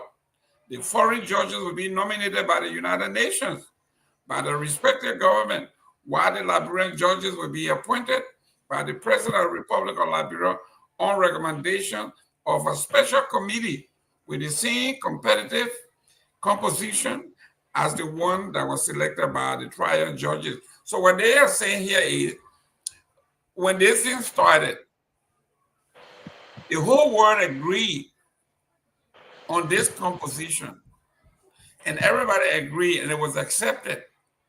So why now, at least Senator Jala saying he never knew that this document existed? Can you imagine this? But don't they do research when they're about to propose a bill to see whether such law has existed, and you see the similar law own weaknesses, and then you can build? Because that's why people do research in law. If I'm not mistaken, before you introduce the bill, when you introduce a bill, a new law, you research to see whether similar law does not. So don't be repetitive in making laws. Some law already exists. We already have opinion law for other things. Then you want to be special law for special kind of thing. What's happening with us here? What's going on? But again, I mean, for me, I'm in favor of justice at every level, at any time. People, whoever went into violation, committed crime, people should be given a day in court and get them speedy trial. And once the person is guilty, you give them a time to serve. If they're not guilty, let them be free and then move about freely. You understand? Justice is important. Justice is important. For me, I have a personal view on the issue of war crimes, especially with Liberian criminal system, with Liberian law, Liberian war. I would think that in addition to the war crimes code, the war took away basic social benefits from people, social benefits, social rights. For example, parents were responsible, were in a position to pay children's school fee, put them in school, they were living better life. The war brought disruption. Some people today should not have been at the level here today in our life. Should have even been way in advance. They were in better position. The parents work for good concession companies like my area in Bon Mines, in Yekepa, other places. The war brought that disruption. So we should be talking about how we can try to replace those social services. For example, if my parent was killed, my mom was killed, or my guardians or caretaker were killed during the war, and those things I got from there, I cannot get any more. How does society replace those things? Provide those things for me. One, education. Can we provide quality education in the country? As a post-conflict country coming out of war, what can we do to give back to society? Give them quality education. If it is free and affordable, it should be quality education. Give them quality health. That if their parents were around or their guardian were around, they would have spent money on them to go to hospital and be treated well. Right? Most people go to drugstore to buy medicine. They are going to the hospital, to one reason is they don't have enough money to go to the hospital. Second reason, the hospital may cost long time to get things done. So they get work, and everybody began their own time to go to the drugstore and say, I want paracetamol, I want chloroquine, I want flagyl, I want ampicillin. On their own, they get buy their own thing and go take it on the fee sake. And that's also dangerous for our society. So I really thinking, my thought is that while we are pushing for justice for the war crimes code, we should be pushing about also providing basic social services that will be affordable and quality services provided to people in Liberia. Quality education, quality health. Those two key things will move the country forward: education and health. If you have a healthy society, you have a healthy mind. The mental health system is up there. It will improve our thinking faculty. It will help us how to even make decisions when it comes to people want to go build a bridge. And somebody say, don't build a bridge because I prefer working in the bush for now until I build a bridge for them. You know what I'm saying? But I think the issue of justice is important.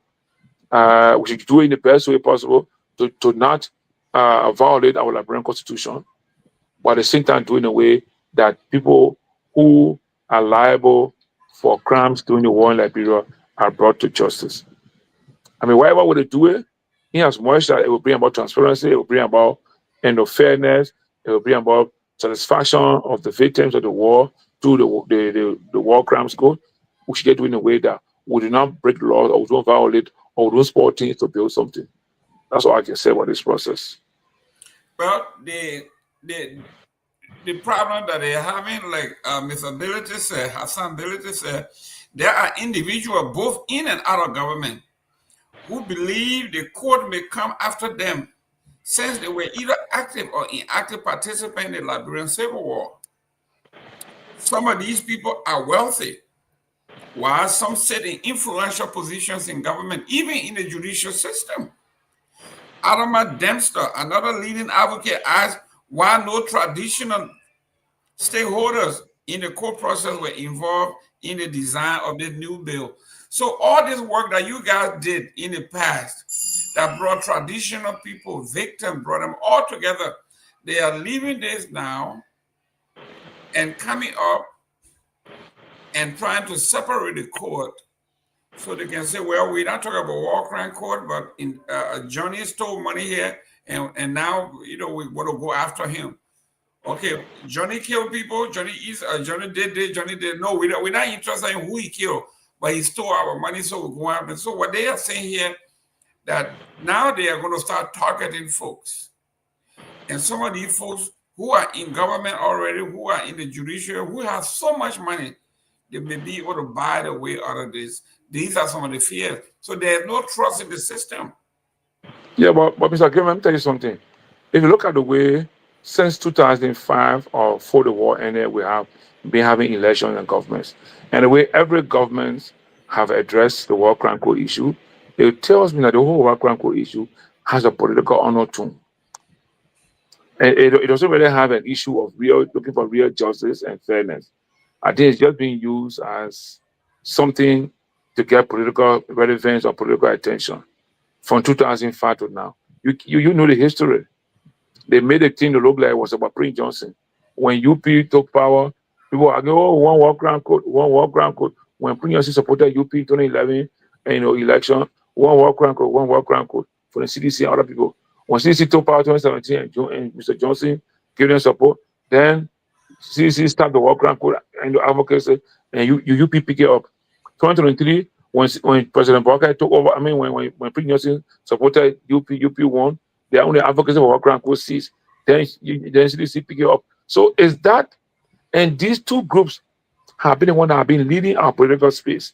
If we were to judge their judgment, their actions over the last 20 years about the war crime code, I don't see it as a sincere and earnest desire by them. I think it's been done just on political matters. Seriously, political matters. That's what I see. I may be wrong. I may be wrong. I can be let somebody come on the show or call on the show and correct me. But the manner in which the war crime code issue have been discussed and addressed in Liberia, it doesn't show to me that the people are very serious about war crime justice. They are basically using the war crime code as a political tool and has serious political honor too. So who are those calls for war crime code now? If you check it up, you'll find people coming from the CDC side. And the last time, before President and before Senator Johnson death, everything was looking at, oh, Johnson, say Johnson that. Which political party is talking about war crime code now? But look at this. Yeah. It says here, Justice Advocate said the targets of an economic crime code are particularly concerned about the code, and many continue to have deep pockets and influence in the country. In its final 2009 report, Liberia 2009 Truth and Reconciliation Commission recommended prosecution for 26 officials accused of committing economic crime during the country's civil war. Among them are lawmakers, including Bomi County Senator Edwin Snow. The list includes Louis Brown, Liberia current ambassador to the United Nations, Roland Massaquoi, former agriculture minister under ex-president Charles Taylor, Oscar Cooper, former McGibby senator, Benena Ure, businessman and former maritime chief, Emmanuel Shaw, former presidential advisor, and Nathaniel Barnes, former U.S. ambassador. Some of these people would do anything and everything to short-circuit the process. They want to save their necks. They will all rise. We should all rise up and oppose such a politically skewed, interest-driven bill. What do you think about this list? I mean, we got some high rollers here. Louis Brown, he's now Liberian ambassador to the UN. And you got Edwin Snow, he's a senior senator from Bomi. You got former agriculture minister, you got presidential advisors, you got Oscar Cooper still in the country, you got Beneno Ure still in the country, you got Emmanuel Shaw still in the country, Nathaniel Barnes, you got all of these folks. This is heavy. Yeah, I get it. So is that the name of all those listed for the economic crime code, or they got more people there? No, they got because I would like to know. They just Okay, listed few. Okay, more people. But you see that those 5 or few names you call all come from one political side of the divide. You understand that? Yeah, so you see why we are talking about this is what they focus, they are afraid of. This thing will become a political football. Whoever is in power is So going to. now the issue is, is a war crime club going to be taken care of? I mean, or looking at issues since 2000. I mean, since 1990 or 1989, or since when? What is the scope of the war crime school? What is the scope of the war economic crime school? What is the scope? Well, this is why the folks are saying that both Jala and Kanga Lawrence bill have been basically speedily referred to the Senate Committee on Judiciary, Human Rights, Claims and Petition and Defense, Security, Intelligence, and Veteran Affairs for review. The committees are expected to report back to plenary within 2 weeks. Though observers know that the legislative report is politically sensitive and matters may be delayed. So this is what they are doing. Some people are saying something of this magnitude, right?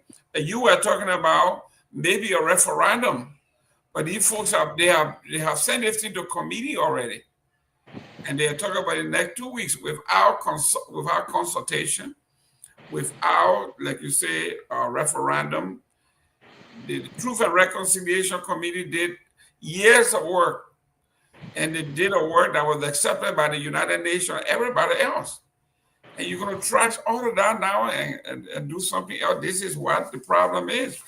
So, you see, when we say...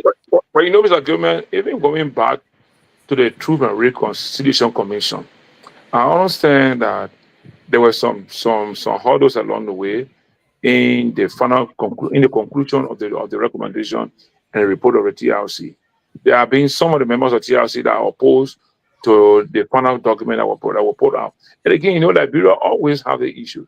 The way the TRC worked at the time and the way the kind of results that came out, it also created concern by some population of the country, which is, I mean, we are very understandable that we all have issue with the way things happen.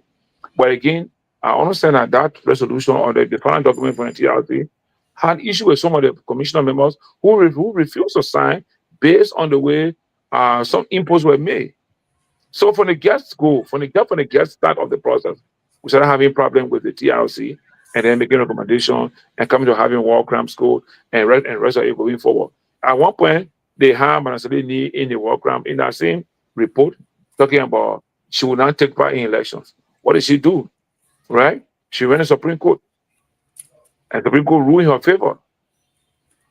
Yeah. You understand what I'm saying? So in as much as she has gone to Supreme Court, Supreme Court have ruled in her favor based on the TRC report. So what part report now will have any genuine recognition or genuine role to play?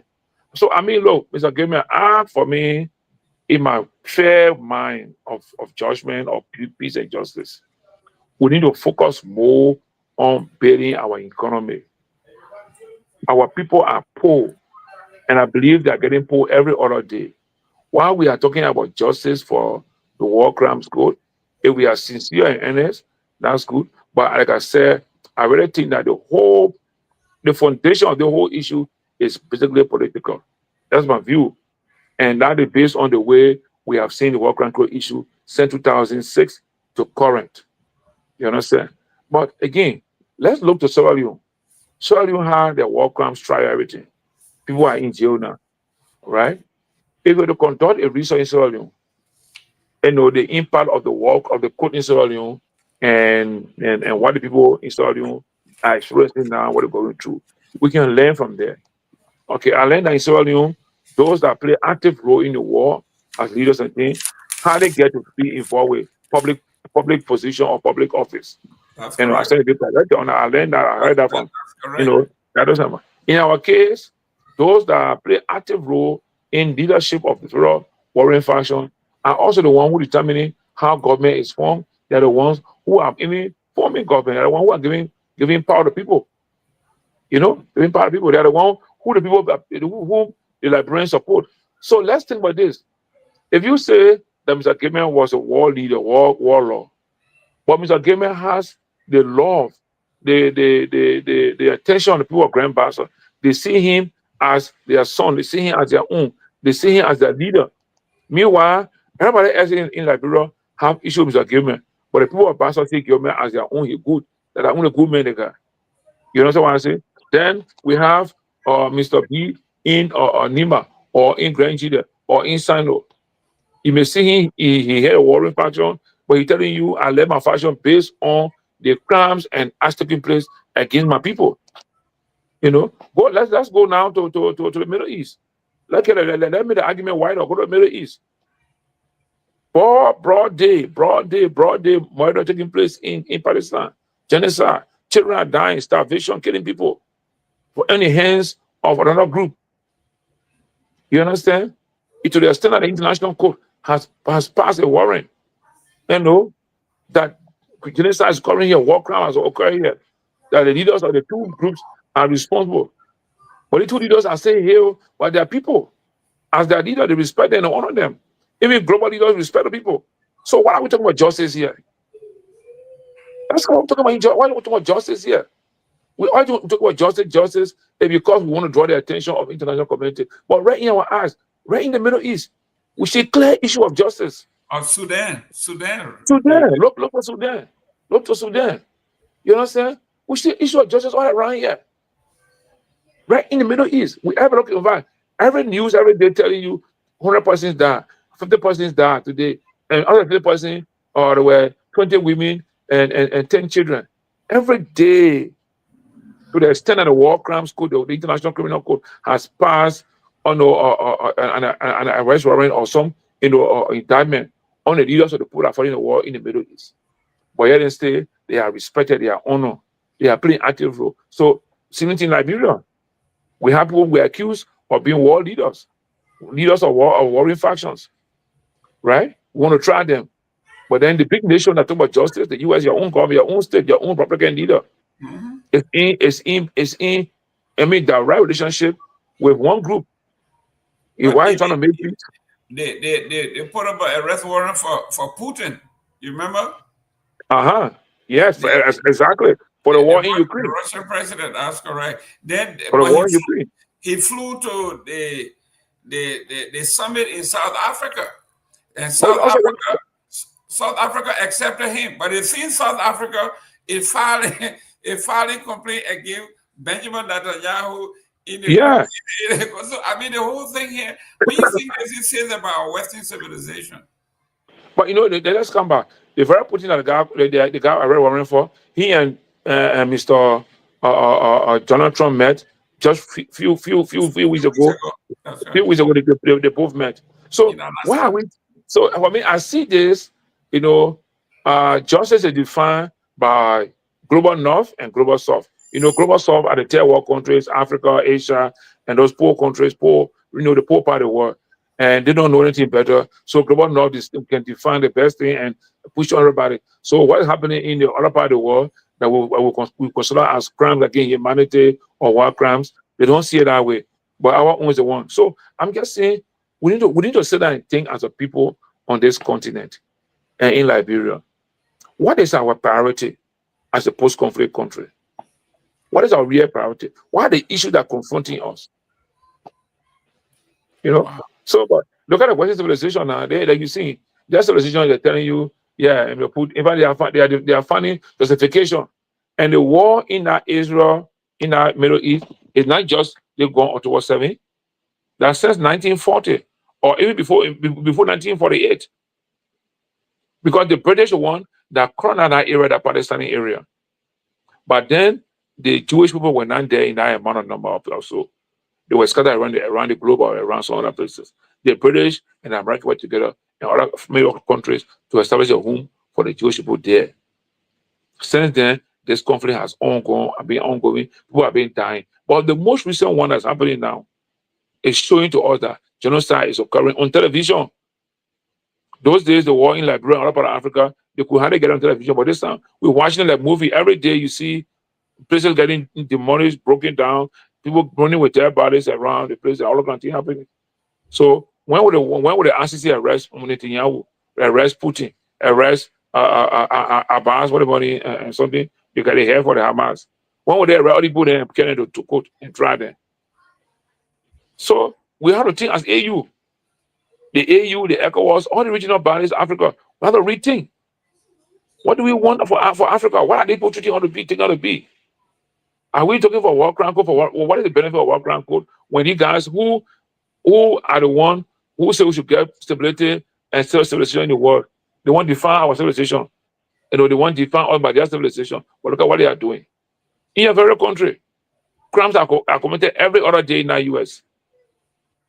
But anyway, for Liberia, I would say if we want justice, and I'm not against justice for Liberian people, but let's do it in a way that will trust the system and our legal system will be strengthened and respected. Let's stop the politics. Don't start war crime because you want to be politically relevant. Let it be something that will be objective, that we hear, that will come to the result, that will overcome the realization, yes, we had a war, the war is beyond us, and so those who caused the war, they are experiencing there. Madam Sabi, awful. She's listed. Yeah. But then you see, the guy was so crafty, they didn't list her as a war criminal. They say economic crime or something. In fact, she would not take part in election. She bulldozed that one already. She served as a grand president. The one thing bulldozing that, she served as president for 2 years already. She finished with that. And she stayed in the country making decisions stay within her political space.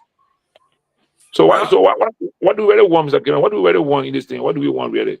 Well, I know we're going to go to the line in a few minutes, but the MPP chairman, Ram Moba, accuses President Walker of violating the Liberian Constitution through extended OIC appointments. Okay, he says here, Banga, and we're coming to it because the president just made some appointment, and he got the OIC thing going against it. Former Bon County representative and current national chairman of the National Patriotic Party, Attorney George M. Moruba, has expressed strong disapproval of President Joseph Walker's continued appointment of officers in charge, OICs, to have major public institutions describing the practice as unconstitutional and a direct violation of the Liberian Constitution. Then, this morning, it says here, President Joseph Walker makes new appointments in key government institutions. President Joseph Walker has made several new appointments across key government institutions, reaffirming his administration commitment to strengthening governance, accountability, and efficient public service delivery. According to the statement issued by the executive mansion on Tuesday, today the 4th, the president named the following individuals to various positions, subject to confirmation where applicable. The Liberian Airport Authority, LA Board of Directors, Mrs. Joanna Chochil Solomon, member of the Board of Directors.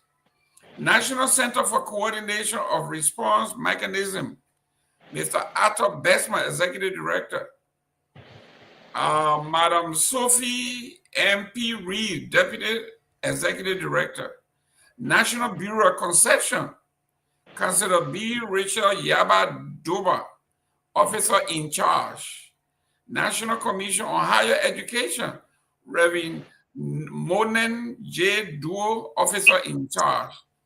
For the Judicial Branch, Councilor Kuku Wa Dobo, George Criminal Code E, First Judicial Circuit, Montserrat County. So this is what we are talking. This man is talking about is officers in charge. Officer in charge. These are major constitutional offices, and they are appointing people in charge, officers in charge. So he is saying this is a gross violation of our Constitution for you to be appointing people to these positions as officers in charge. But your take on what Honorable Moluba is saying here? Amen. These are the consequences of election. All I can say. The president has won the election, and President Walker won the election to serve Liberian people. And these are the principles and policies upon which the Liberian people voted this party or this group to lead. So this is the leadership style they have for us. We have to just try. If we don't think that they are doing well, let's try to collaborate and work together to ensure that in 2029 they are removed and we can bring the best system to Liberian people. But this is it. I mean, that's President Walker. This is a UP administration. This is how they want to deal Liberia. What can we do? Yeah, can you change it? The only thing you can do is let public know that this is not right, and let's try to work together and remove this group at the end of their term, and let's get a new leadership in this country that will change the system in a way that Liberian people will realize that there are other good people in the world in Liberia that can provide better leadership than what we've been having over the last 20 years. Okay, he says here. It says that there is no officers in charge in our Constitution. The president has the right to make temporary appointments, but those appointments should not exceed 2 to 3 months. Keeping people in such position for over a year without confirmation undermines the rule of the legislature. He referenced several government institutions currently being managed by officers in charge, including the Governance Commission, the Liberian Anti-Corruption Commission, the Liberian Agriculture Commodity Regulatory. Those things, the officer in charge, those are just nomenclature. But which part of the Constitution say we should pay former representatives when they lose power, when they lose election? Well, I don't know. I don't know about that. So I think the issue is officer in charge is just telling you that person is an interim leader there until we can appoint the appropriate person there. Mr. Maba them are getting money from Liberia because they are former representatives. And that's one thing I'm very against. I'm very opposed, and I very hope that Liberian people we can protest against. A man was representative or senator or for a district or county. People voted you out. Why should we be paying you for being former representative or former senator? Yeah, why should we be paying you? But does that so is that in the Constitution too? But does that negate the claim he's making here? But he claimed he had no business. It had no business in my view. It had no business. I don't see why it makes there. It had no business. The president, that office is the one when was established as a commission or whatever. The statutory law that says it should be established provided the need for people that should be there. And saying the president has nowhere to serve in that statutory position as to be called that way, they say you are officer in charge. You understand? How is that affecting us? That's the issue that we're talking about here. We should be talking about that. John Maba is a former representative. He's taking free money for Liberian people. Free money. You serve 6 years or 9 years or 12 years as representative for Bong County. We're giving you money because people voted you out. Why should we be paying you? Why should we be paying you? These are the wastes we have in our budget. We should not pay any former president or former representative who ran for position. You have lost the confidence of the people. So should they pay me for contesting for Central or Lofa and I lost? Should they pay all candidates that contested for a position and lost? Should you pay them? I don't see the rationale in paying former lawmakers, former senators, former representatives because the people have voted them out. And they pass some kind of budgetary law there to provide that kind of funding for them. I don't see that. So if the president says if the person is to be director general for a position, and the president doesn't want to call the director general or IT and say you're officer in charge, what is the level? What is the damage? How much constitutional violation is that? I don't see that. The issue is I want my brother Moluba to say we are taking money that we don't supposed to take as former representative. That money go towards hospital and school. We are too poor a country to be spending money on all kind of matters. Well, yeah. Talking about the wage bill, Boyka establishes carbon market authority. So then I start another agency again. Before we go to the line real quick, this one, let me read it. It says here, in a decisive move to strengthen Liberia's role in global fight against climate change, President Joseph Juma Boyka has created a carbon market authority, CMA, through an executive order number 155, establishing a centralized institution to coordinate national carbon policy, manage carbon credits, and lead the country's participation in international carbon market to help fight global climate change. So don't you think the office of EPA can do that? So now they're going to have a whole agency with tons of people hired and then another wage bill. So we say we don't have money. But where are we coming from establishing all of these? The president has established this through an executive order because only the legislature can establish these kinds of stuff. So they have bypassed the law and he has established Executive Order 155. Yeah, Myean, let's go to the line and hear from our folks on the ground. Let's hear how the people are feeling. Let's bring them in. So, Mr. Nagbe, you can just, Mr. Gayman, you announce the number. Okay, well, if you are in the Republic of Liberia, the number there is 231-777-649986. That's the local number. And on the international level, you can call 772. That's +1 772-940-2871. Myean, the folks are accustomed to your voice from that end, Truth FM. So you do the Liberian number. Okay, so the put the cost in 077764986 +231-777-64986. And we also have our diaspora line. We have 772-940-2871 at the numbers to call. Thank you. While we wait for a call for our folks to participate, we also saw today in the paper Monrovia Central Prison staff order arrested for alleged drug possession inside the prison compound. Oh, Johnny. What's that? The Monrovia City Court had issued an arrest warrant for Orita M. Sumo. That's a woman. A kitchen staff member assigned to the Monrovia City Prison after she was accused of unlawfully possessing and attempting to dispose of a controlled substance within the prison compound. Yeah. Their crime here now is equal opportunity.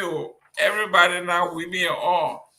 According to the rate of arrest issued on November 3rd and signed by the assistant clerk of court N. Markin Ponzo, the court commended Captain Charles Bloyerflo of the Magisterial Police or his deputy to arrest Ms. Sumo and bring her before the Monrovia City Court, situated at the Temple of Justice building, Monrovia, Monserrado County. The arrest warrant stemmed from a formal complaint filed by the Ministry of Justice on behalf of the Republic of Liberia, alleging that on October 31st, 2025, during a routine search at the Monrovia City Prison, Ms. Sumo was caught throwing a substance through a window in an attempt to conceal or dispose of it.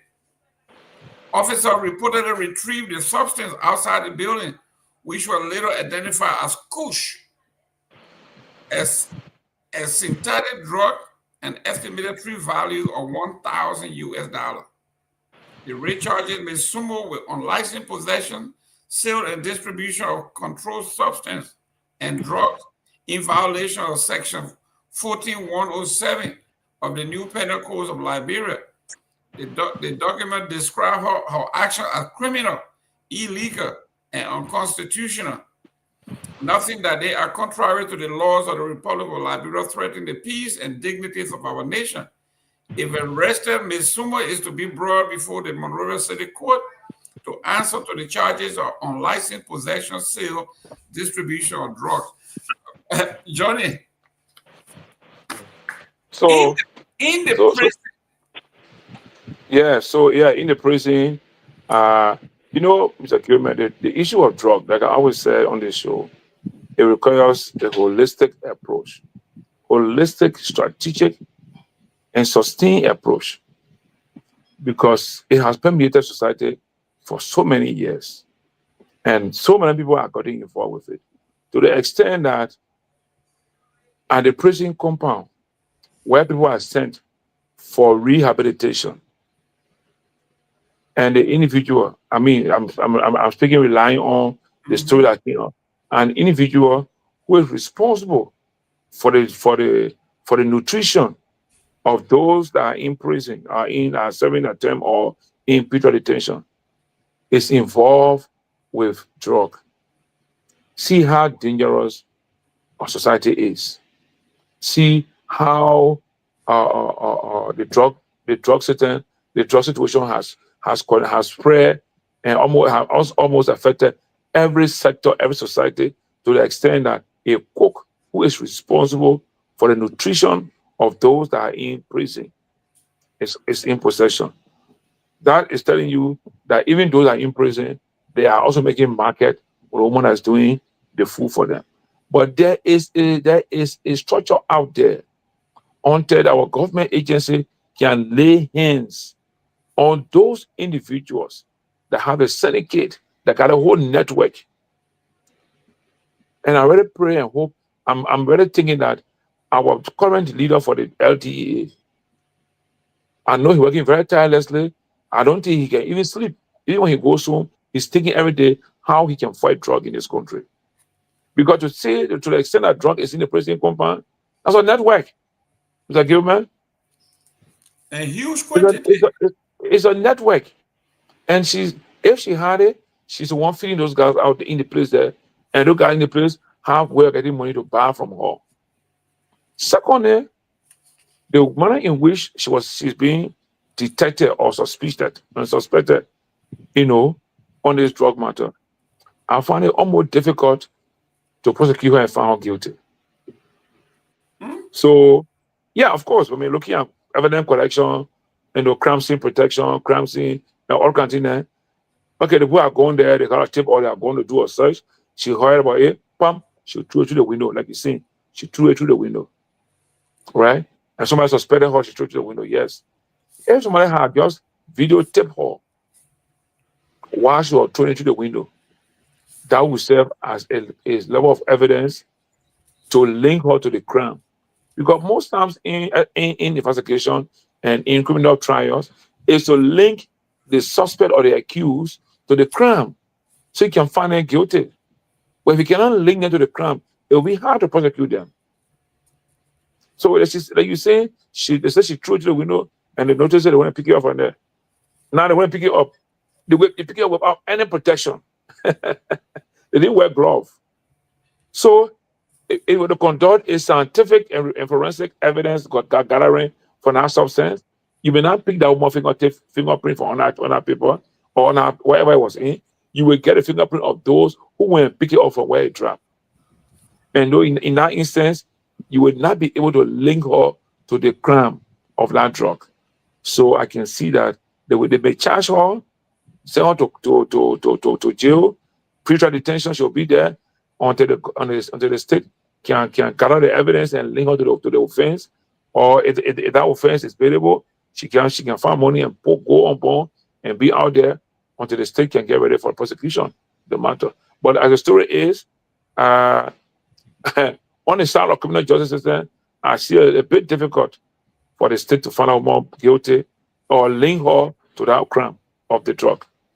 On the circumstance on which you just read the news story. If that won't happen, anyway, let them go to court or let them go to police. If the police is involved in that investigation, they will tell you that we cannot arrest her because she's not linked to the crime. Like the case of the rape case with the Minister of Youth and Sports. So let's talk about Whitney. Well, let me remind you, on Thursday, we're going to have a special guest here. We are going to have the former lawmaker from the state of Florida, Honorable Dolores Holcomb Johnson, will be here to give us an education in the legislative process.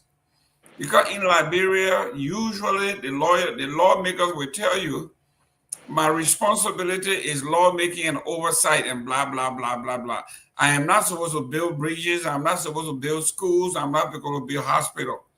So we are talking about best practices. She's going to be here and we'll be able to ask her, is it true that your job is lawmaking and oversight? Because all the Liberian all the Liberian legislators, this is what they say. Oh, my job is not to build hospital. My job is not to build school. My job is not to do this. My job is the lawmaking and oversight and blah, blah, blah. And sometimes it is misleading because we have a country where most of our folks are not literate. And even those who are literate, a huge amount of them cannot comprehend what they read. So we are not thinkers. So when our lawmakers come out and recite these talking points, people agree to it. So basically you are blaming the victim here. You took all the money that's supposed to go to the people. Then you're telling them, well, I made law. Then when you ask them, how many laws have you passed in 10 years you've been there? Some have not passed one law. Yeah, but Mr. Gayman, look, let's look at something. For me, I'd rather be practical about some things. So even some of the laws that they have passed, how have those laws benefited Liberian people, change their lives? I mean, you get making laws and laws and laws and laws. Sometimes you do research, some of the laws are repetitive, are redundant. Like what Jala just did here. Jala said, You understand? So for me, the thing is, look, I would prefer, for me, if to be in legislature, my first duty would be oversight. My first and foremost concern, because this is where the issues are with government. Oversight, making sure that whatever budget we sign, we approve and sign to, and more fundings are provided.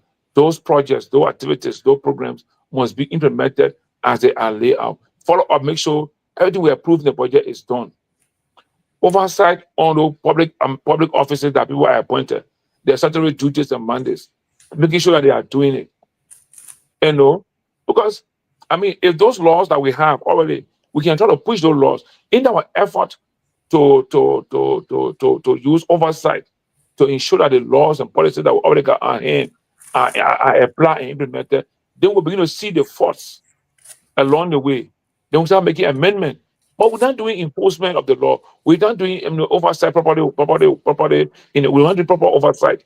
Then we are making laws. The oversight will give you room to make laws. Because in your effort to do oversight, I mean extensively, then you begin to see areas where there's a need to amend some laws, or repeat even some laws based on the way society is, based on today's dispensation.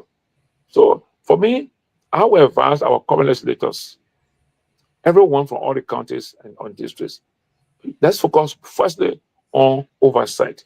Let's work with the legislature to make sure that everything we say we are doing that are in law, let's apply the law. Let's apply and enforce those things. Let's see what happens. In our effort of applying those laws and applying those policies and enforcing those systems, we will see where the need will arise for making new laws or making amendment or even doing repeal of the law. So I mean, like we passed the law, but the law, okay, I agree, pass the law. But how will the law help the people? When I was saying the bread and butter issues, how are those laws impacting the economy to the extent that jobs are created, people are making income?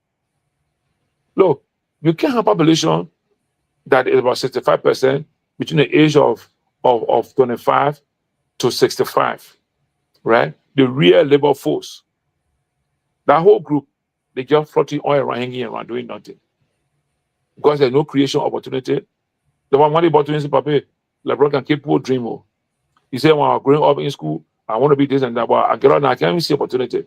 We have to provide opportunity for people in the country, opportunity to get income. And one area I believe that this government and even future government should emphasize on more is let's get involved, number one, with agriculture. Because this is the first line of job creation. If you open your farm, if you get involved with farming in different aspects, where you need 50 men, you need 100 men, you need 200 men based on the size of the project. You are creating job, you are creating economy in a way that people get money and go buy other things. I'm telling you, Mr. Gayman, I was just in Lofa. I see in people's faces hardship and lack of income. Some of the guys are trying, going to farm. I mean, they go to the farm, bring up goods to the market. Where is the purchasing power? And most of the goods that come from the farm, they are perishable. You come with the goods, with the opportunity that when you will sell and buy other goods to go to the village, go back to the farm. When you bring the goods to the market, it stay with you from some kind of money up to 3, 4, 5 o'clock. It stay in your hand. And your hope was that it will buy all, and you will go back and you will buy other items and go back to the farm. What's happening to us? So we have to develop a system where we will be able to empower our people through their own ongoing economic activities.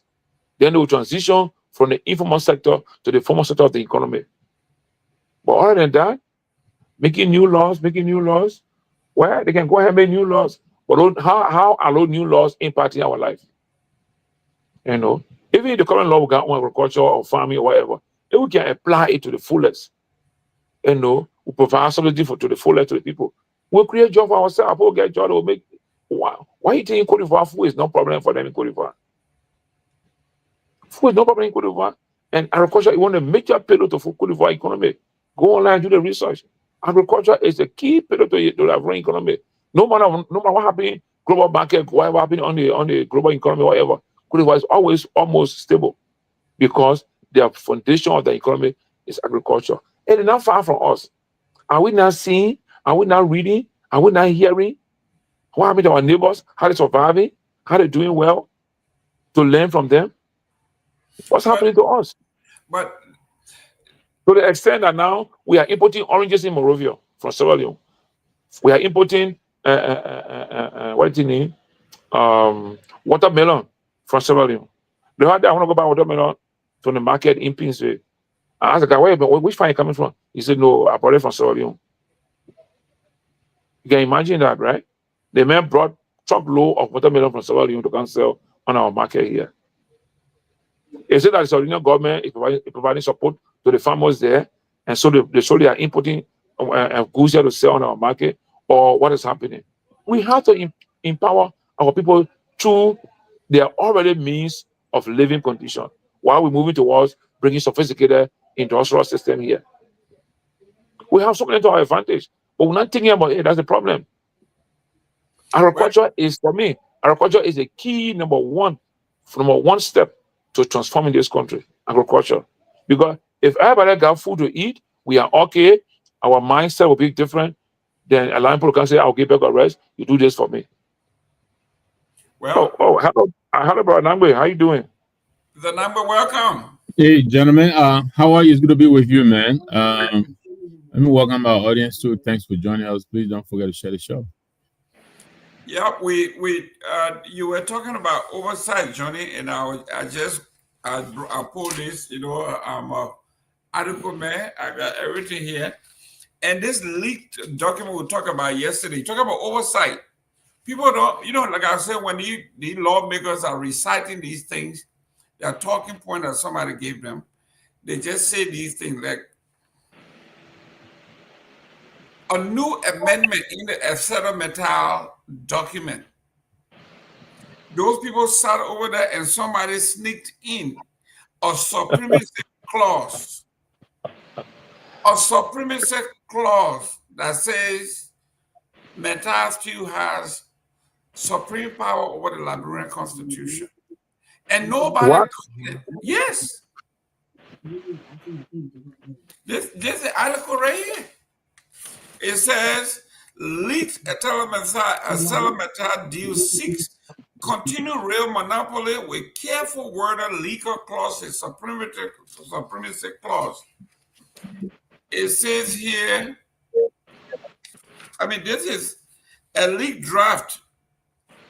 The third draft amendment to the Mineral Development Agreement, MDA, between the government of Liberia and Settlement Steel dated October 24th, has sparked concern across government corridors and through the legislature, reviving long-standing questions about the country's infrastructure sovereignty, particularly over the 442-kilometer rail link Yekepa to Grand Bassa County. According to the draft amendment obtained by the newspaper Daily Observer, the amendment contains a sweeping supremacy clause stipulating that in case of any conflict between Liberian law and the concession agreement, a settlement agreement shall prevail over the Constitution of Liberia. Can you imagine this? Oh. Let me go to Mr. Nagbe. I know you keep laughing, Mr. Nagbe. I have never, when they say Liberian guy, our IQ is 47, and they say our literacy rate is about 45, and then of the 45 that can read, maybe 50% I can comprehend. So now we go from 45 to 20%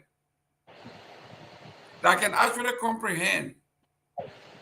And then there are 20%, maybe only 10% can do critical thinking. So we are down to 10% that can look at this and say, this is wrong.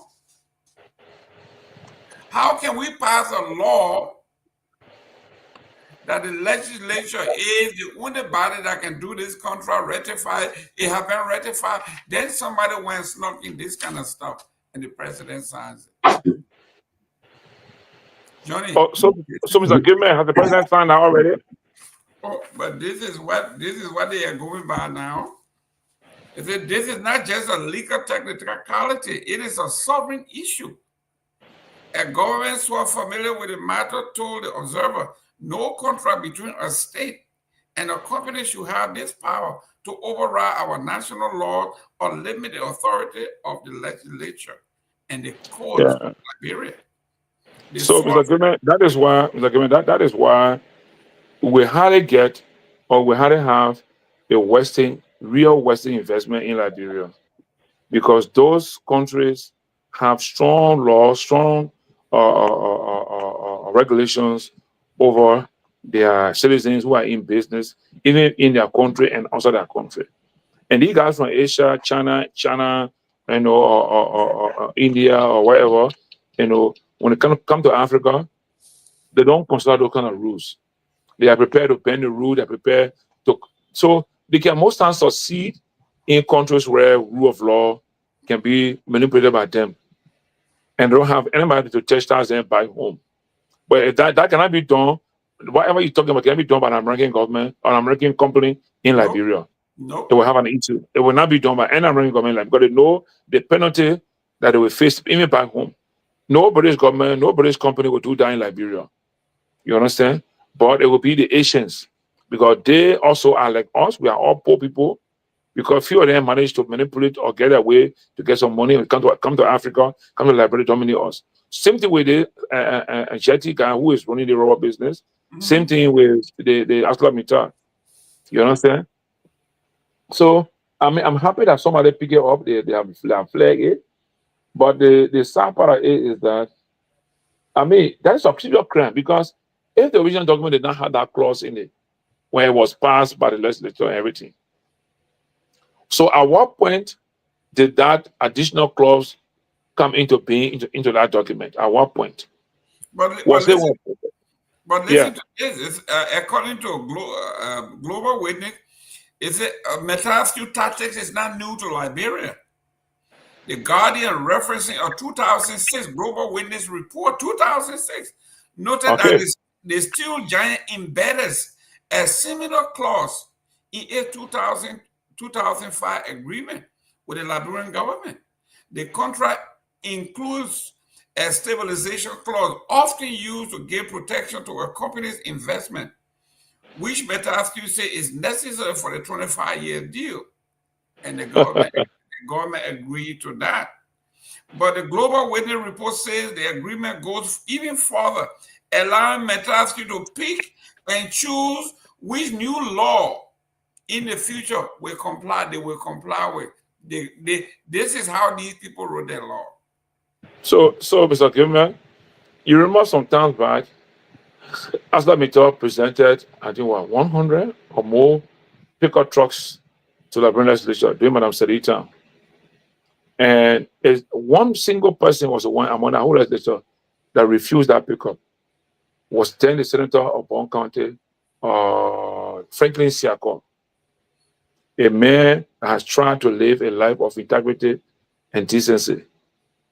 You understand? That man today is not respected in Liberia, is not recognized. They say he's poor, he will die poor.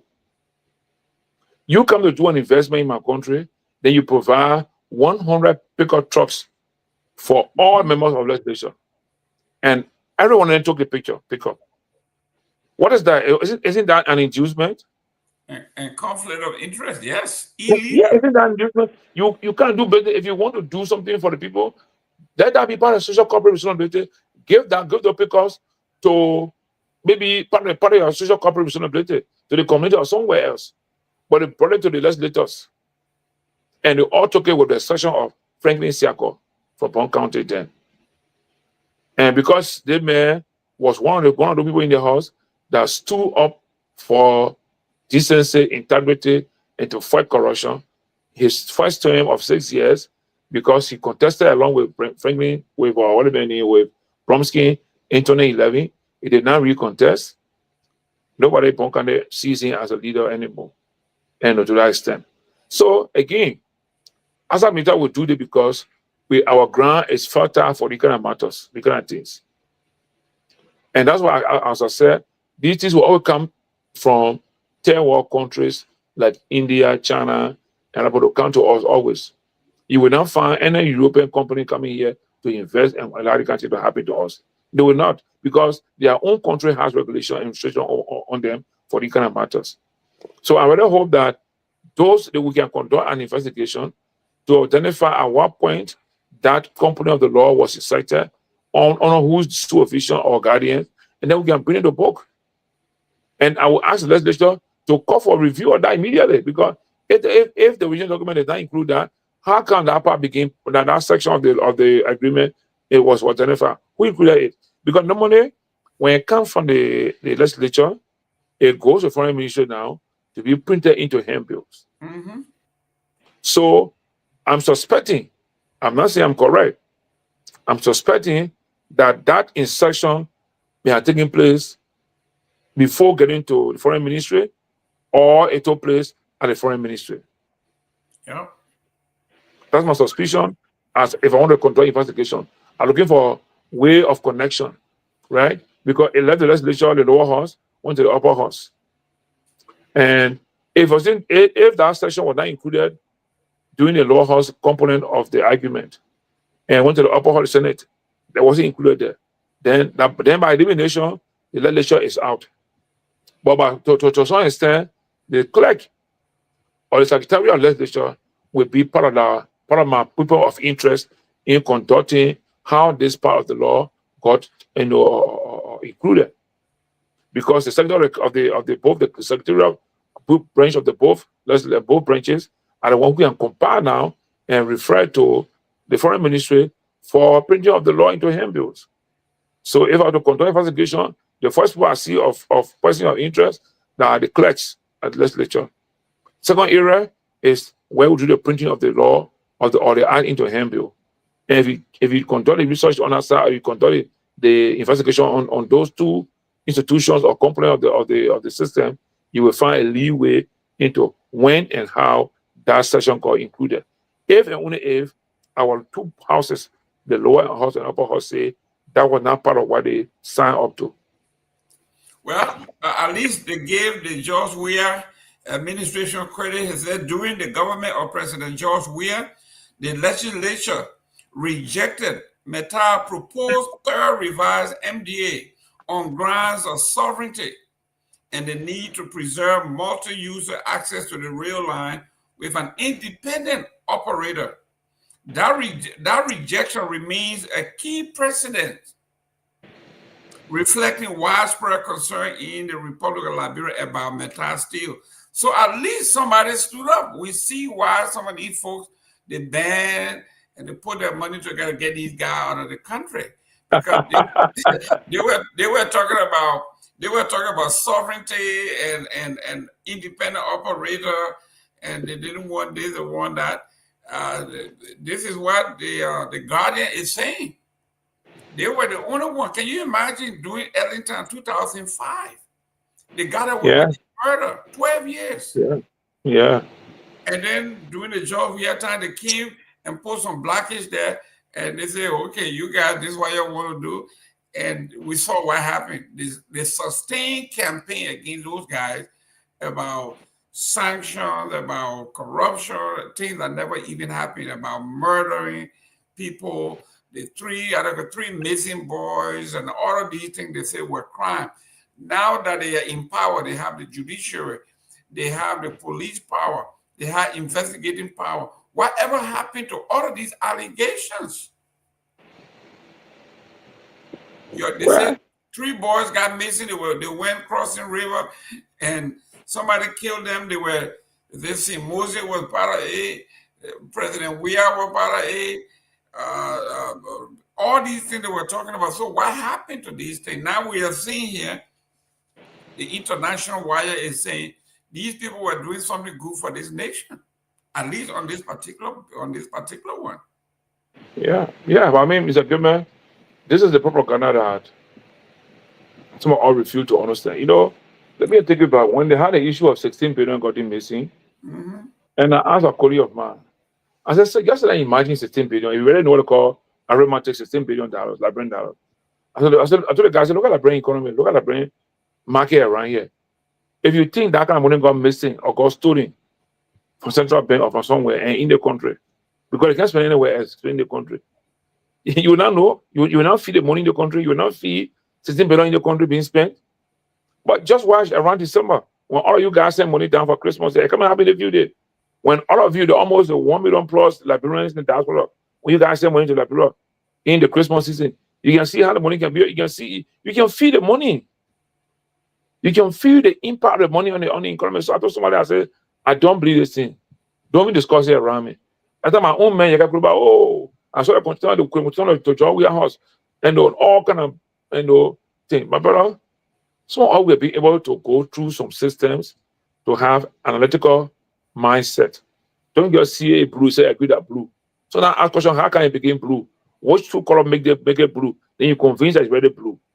So and the other thing went on. 3 children went to go do some work. In fact, say Moses carried them to go do something for him in Bowman, and they killed them, blah, blah, blah, blah. And all kind of things came about. At some time they were having video on the on the social media. Every day they found it body in places, they passed each other, all were linked to the government of President Weah. I'm not here to defend President Weah. I'm just telling you, the Liberian society, how we have been able to how we have managed to move ourselves into society, how we have been able to manage ourselves to succeed through lies and through all kind of make-believe activities at the detriment of our own Liberian society, all because we want power. Okay, you got the power now. You got the power now. Use the power now in a way that people will benefit. Use it in a way that our problems will begin to get solved. We'll begin to see light towards the tunnel at the end of the day. You know what I'm saying? So now it's good that the Guardian is a foreign media that says that the same issue was raised during the past regime administration, and look at resisted it. I give them credit if they ever did it. I appreciate them for that. They did them credit, but that was a patriotic move they did, and to protect our sovereignty as a nation. Again, but you know what, Mr. Gayman, I expect more to happen in the country, because in the last 2 years now, I've been listening and observing. I've not seen any major effort by the government to secure a real big funding, real money to come to Liberia. You know what I'm saying? And so we are having challenges into how we can manage, how we are expanding the little amount that LRA is raising very, very on difficult circumstances. Because currently the only money the Brown government is using is having to spend in the real life situation is the money we raise it through LRA.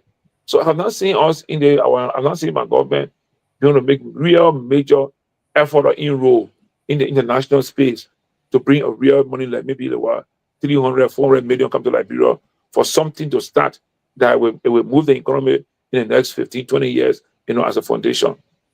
And so with that challenge I see in their way, I can see that they will start getting involved with all kind of funny things just to overcome the shame, the shame for not making good on the promises that they made during the campaign. I mean, I'm here, I'm being touched by one of my men who listened to me. He said I should be careful before, and something happened to me. I said, no, don't worry. I'm not speaking against the government. No, I am saying things. That's correct. I'm talking based on analysis of what is happening. I'm not asking people to condemn government. I'm not asking people to do any uprising against the government. I'm not discussing the issues that are unfolding and giving my opinion and my view on this matter. And so that is it. That is it. We need to know who did the insertion into the contract. Who put it there? Who did that thing? I mean, this is serious, but even, are you going to go all the way back when we had the former president Ellen Johnson Sirleaf, where we thought they had all this sophistication, smart people from the World Bank, from the IMF, and the paper is saying it happened in 2005. Okay, they inserted this there, and they wanted it there until then, and it did for 25 years. So after Metal came in 2005 during the Liberia interim administration. Then when Masari won, the review and the agreement again to another level. And every time we have a new government, they come with new idea to review the government, to review the contract and all kind of things. And I would think about this time we should be thinking about, asking Asa Metal to start producing steel here. Otherwise, they should pack up and go. You understand? Or we should do, like I read from Myean something he wrote. I hope he the one wrote it. Or we should start thinking about nationalizing our mines. Yeah. 50%, 7%. Because, no, Mr. Gayman, these ores, these minerals do not grow. Liberian people hearing me, diamond does not grow. No. Gold does not grow. It was deposited there through some actions within the earth crust. When you take it from there, it never comes back. So we should put high premium on these things to build our economy. And we'll finish. Diamond will finish, gold will finish. To be in real commercial quantity. You see, right now, why we're not heading out here on bond mines or even in Orogisi? Orogisi, the iron content in Orogisi is less than 60%. It's about 50-55%. The iron content there. Nima Martin has a higher iron content, about 60+%. That's why as the only people got real good business to do. So once they become the real good business people need it, let's do good negotiation, good bargaining to make sure that we get the benefit, the maximum benefit. Otherwise, when our mind is feeling, my brother, when our mind is feeling, that whole part of Nima will be turned into hosts and teachers that we got today in Bomi County.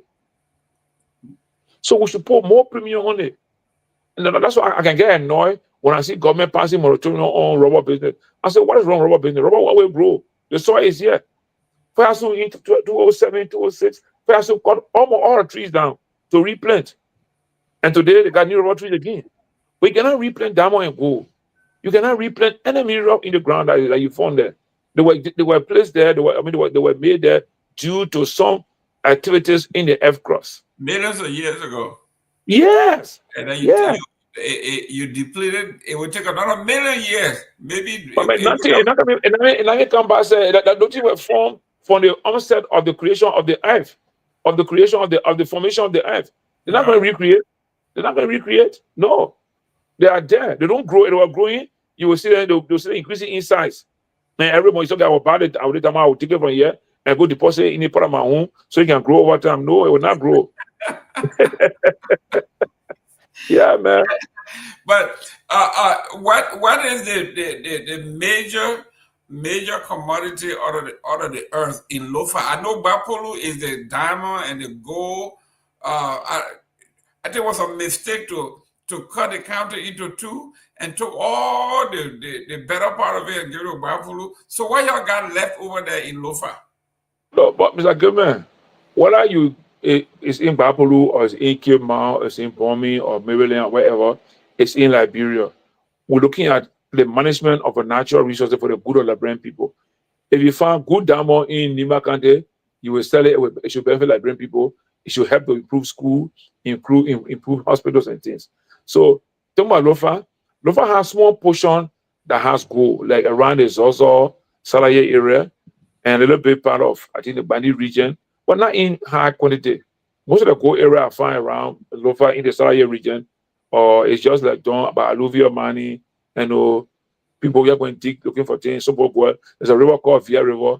They go and put machines there to suck the sand or material at the base of the river to go and watch it and get gold and other things from there. But it's not a real kind of industrial mining thing. No. What Lofa County has is agriculture. What Lofa County has a good feature for tourism, for hiking. All those hills, those mountainous features that when you're driving around Lofa, going to Lofa area, going to Fonjema, other places, those hills, you can turn it into a tourist site for hiking. You can build tracks all in those hills and things. People travel and live in Zoso or live in Salaye or low towns and Supramo and take a time to walk and go explore those rocky mountains and those hills and with the forest over it. Those are all good areas where we can venture into, we can open up. But number one thing in Lofa Canada, agriculture. Everybody there in Lofa, a child born in Lofa today, before he reaches the age of 7, 8, he's a farmer. He knows how to farm. He knows how to till the soil. That is our major number one advantage in Lofa. We know about farming. So if anybody bring 10 million, 20 million in Lofa now say, let's do farming, let's support farming, you will get the support for everybody in Lofa. And you will see Lofa turn into a real food production zone, a real agricultural zone, or real agro-business zone. I grew up in Lofa. I was born in Lofa. I was maybe around the age of 6, 7, 8. I started doing farming. I started playing my little role on the farm. You know what I'm saying? So everyone, except a child from Lofa that is born in Monrovia by Lofa parents, where we are born in Lofa. By the time you reach the age of between 5, 6, 7, 8, 9, before 10, my man, you're doing something for yourself. You're learning something to do now. Your parents telling you, say, go bring that small portion, we'll pay something for you to grow. So that when harvest it, we'll help you to pass something. They start making responsible as a young agrarian from the age of 10 and above. I have experienced that. We should go on the sugarcane farm. When the bigger people call the king the packet, we tie it, put our hair, and transport it to the mill to go and grind it and distill and get cane juice. You understand? So for Lofa, number one asset is agriculture. And we invented talent of creating Tomogi and tapping power. So we are also chemists. I see. You're tapping upside down. I see. No. I'm saying we are the one who discovered or invented Tomogi, sodium bicarbonate. Oh yeah, that one nobody put food. And that is chemistry. And we also taught the other people about how you can let a tree stand, you climb up the tree. Yeah, I've never seen that before. You can climb up the tree and you harvest the wine from India, the liquid from India, and you drink it. It does well for you. We invented those are our technological skills that we have from Lofa County. You know what I'm saying? And Mr. Gayman, if you go down, even the Southeast, and Nagbe comes in. One thing I learned from the Southeast, they don't make big farm where the farm can produce more rice. You know the secret? So they do that farming in a way that they have a small hole, and the rice grain is in like a piece of horn. Right. And so they plant that rice in a way that they hide the rice from the breast. Now, for us in Lofa, we broadcast the rice in the field. Then we go and scratch, plow the ground so that the earth can cover the rice. In most instances, maybe 10%, 15% of the rice will be exposed, and the birds will eat it. But the people I saw the farming in South, like in Grand Cru and in Sano area where I went into those interior towns and places, I went to the farms, they can hide the rice from the birds. So that takes too much of hard work. But the white smart with small rice, small space, but they produce more rice. We plant more rice. We labor to clear more bush, more place, we about 10% or 15% of the rice remain on the surface of the earth. The birds eat it. So now we don't get good yield. You understand? So for the technology of farming in the southeast, it's a little bit different from the technology of farming in Lofa, Bong, and other places. And this is where also I come to say, look, this is how it is at the point that the Ministry of Agriculture and Ministry of Internal Affairs can collaborate and let's study our own systems and how we can address these problems and improve farming in Liberia. Mr. Nagbe. Yes, sir. We're coming to the end of our show. We got about 10 minutes here, but we were talking about some of these things that you know, like Johnny was saying, to write. We were quoting the Guardian newspaper and what they were saying here, that the dubious act against the Liberian people go all the way back. And this one by a set of Mattel was done. The most recent one was done on in 2006, where they went and injected wording that makes no sense. 2026, I mean. No. It's read on 2006. 2006. But isn't that what the United Party accused Alice Cummings of when they broke up the CPV of fingering the document? Yeah. He fingered the document. They fingered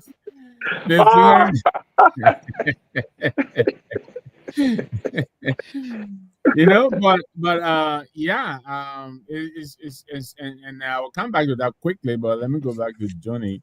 You're right, the way we farm in the southeast is right, and more than that, we cover the rice, but we also go out early in the morning. You know, that's something we do. The young folks, we go out to drive the birds from the farm. So we put scarecrows and all these things. Sometimes we run long ropes and hang cans on the road, put rocks in there. You know, you hold the rope, maybe like a mile away, it would tug on all the other ropes. You know, so we do our best to protect the rice from the birds as well. You know, so we do all kinds of stuff. But you're right, our farms are not that big, but the yield can be a little bit, you know, quite impressive. But you know, we're talking about that, and yeah, Lofa has been a breadbasket. Well, I want to come back to this, Jerome. You know, look, there's a lot of weird things that are happening in our country, and sometimes, you know, we look at it through the opposition lens, and people say, oh, you know, they're politicizing. But there's a lot of things that are happening, and people need to get up and they need to stand up and they need to speak out. Because our country is suffering, we're going down the drain. You know, you talk about the Astrometer. I don't know the detail, but I know today Amara Conan wrote a piece for some 300, almost 360 something million dollars, if I'm not mistaken. That is almost on the verge of being concluded under very dubious circumstances. The due diligence has not been done on the project.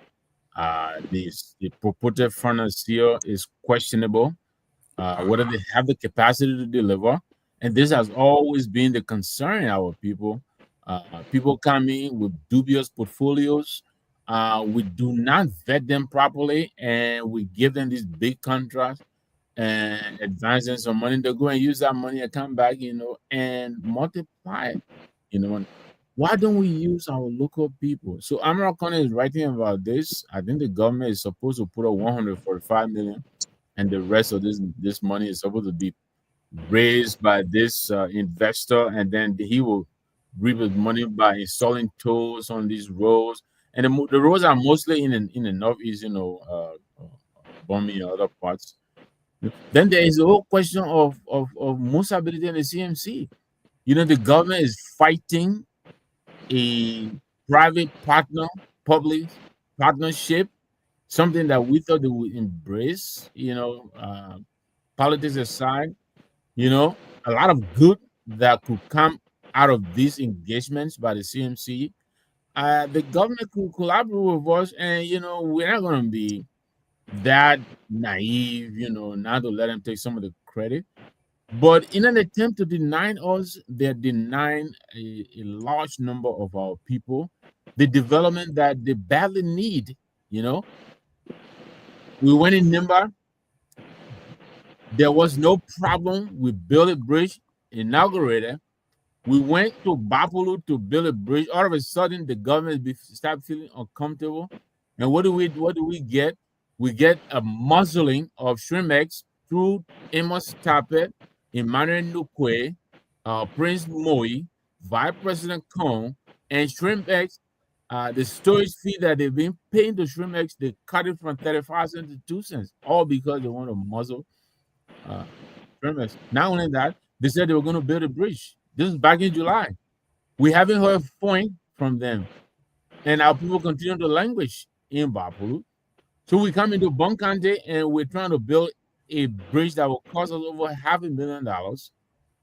The government wrote us and said, bring your blueprints. They didn't say anything about having any money to build a bridge. We sent our documentation.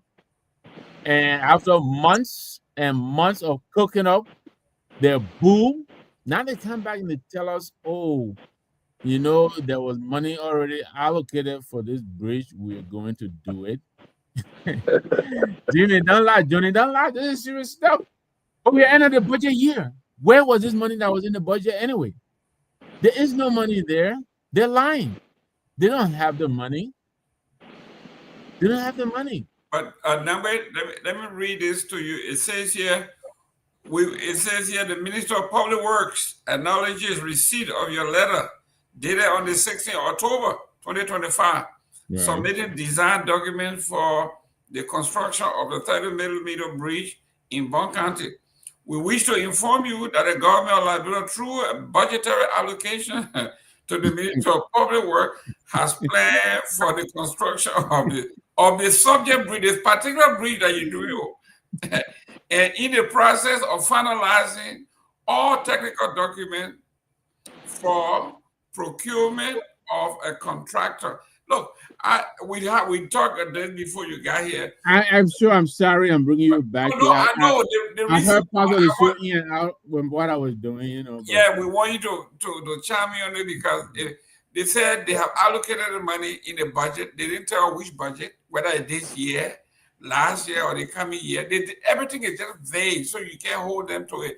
These are the folks who said they took $20 million and they used some to build a road and they had excess money left in the bank. They won't tell you which bank. They said, well, $8 million left over. Where is it? More than that, Jerome. The hearing that I was talking about, and you will continue. This $360-something million is also about road construction. We're paying for 285 yellow machines sitting down. We're still paying other people to come and build our roads. What sense does this make? You know, coming back here. Where's the machine? Where the machine park? Where the machine? Exactly. You know, this the first of the machine are parking. I understand they should be parking at the military barracks. I can Shefflin or EPK. That was what we're told. That one machine, that woman was doing that thing on that way you go set up machine. Come on, Johnny.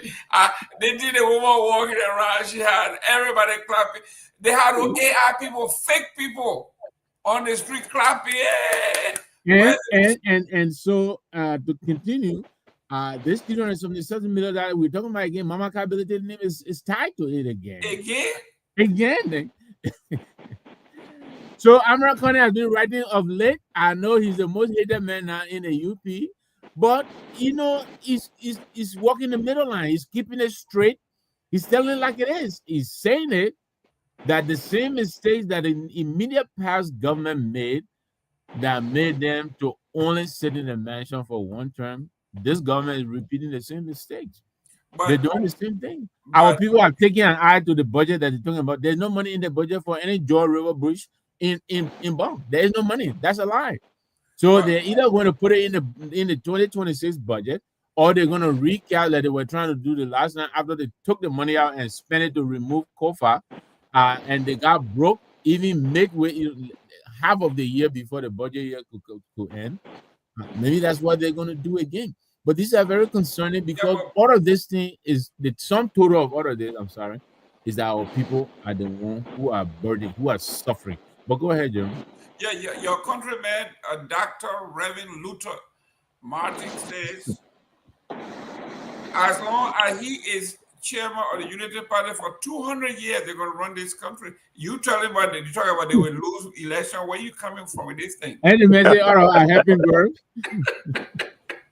That's Eugene Nagbe say he see like hell, you know.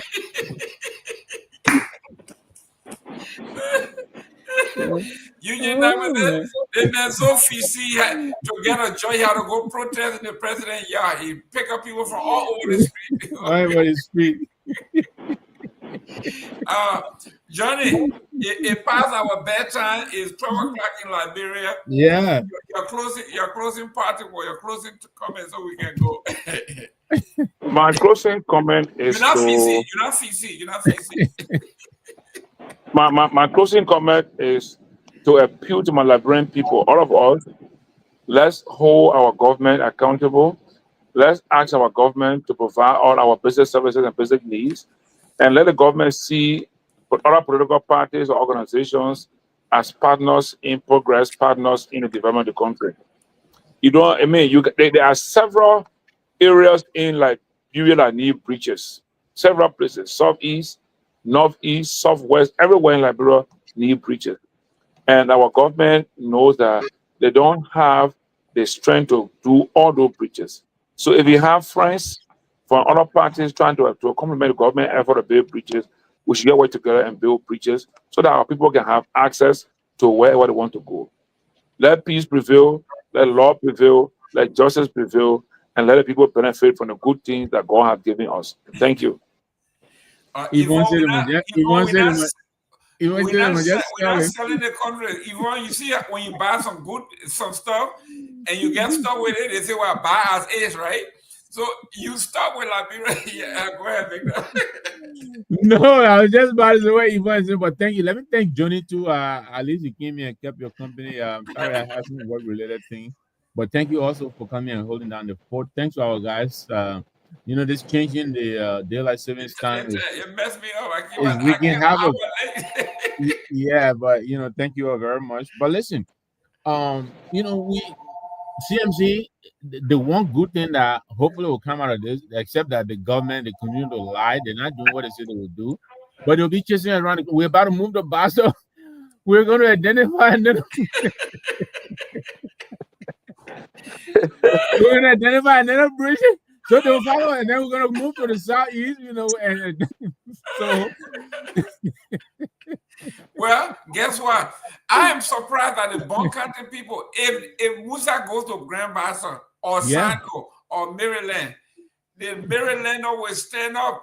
Anti-government will go there, go tell us, you can't build bridge. You go to Bassa, and I'm appealing to Musa. Nyobli Kanga, Besaga File, all of our folk, we're waiting for you to come. Yeah.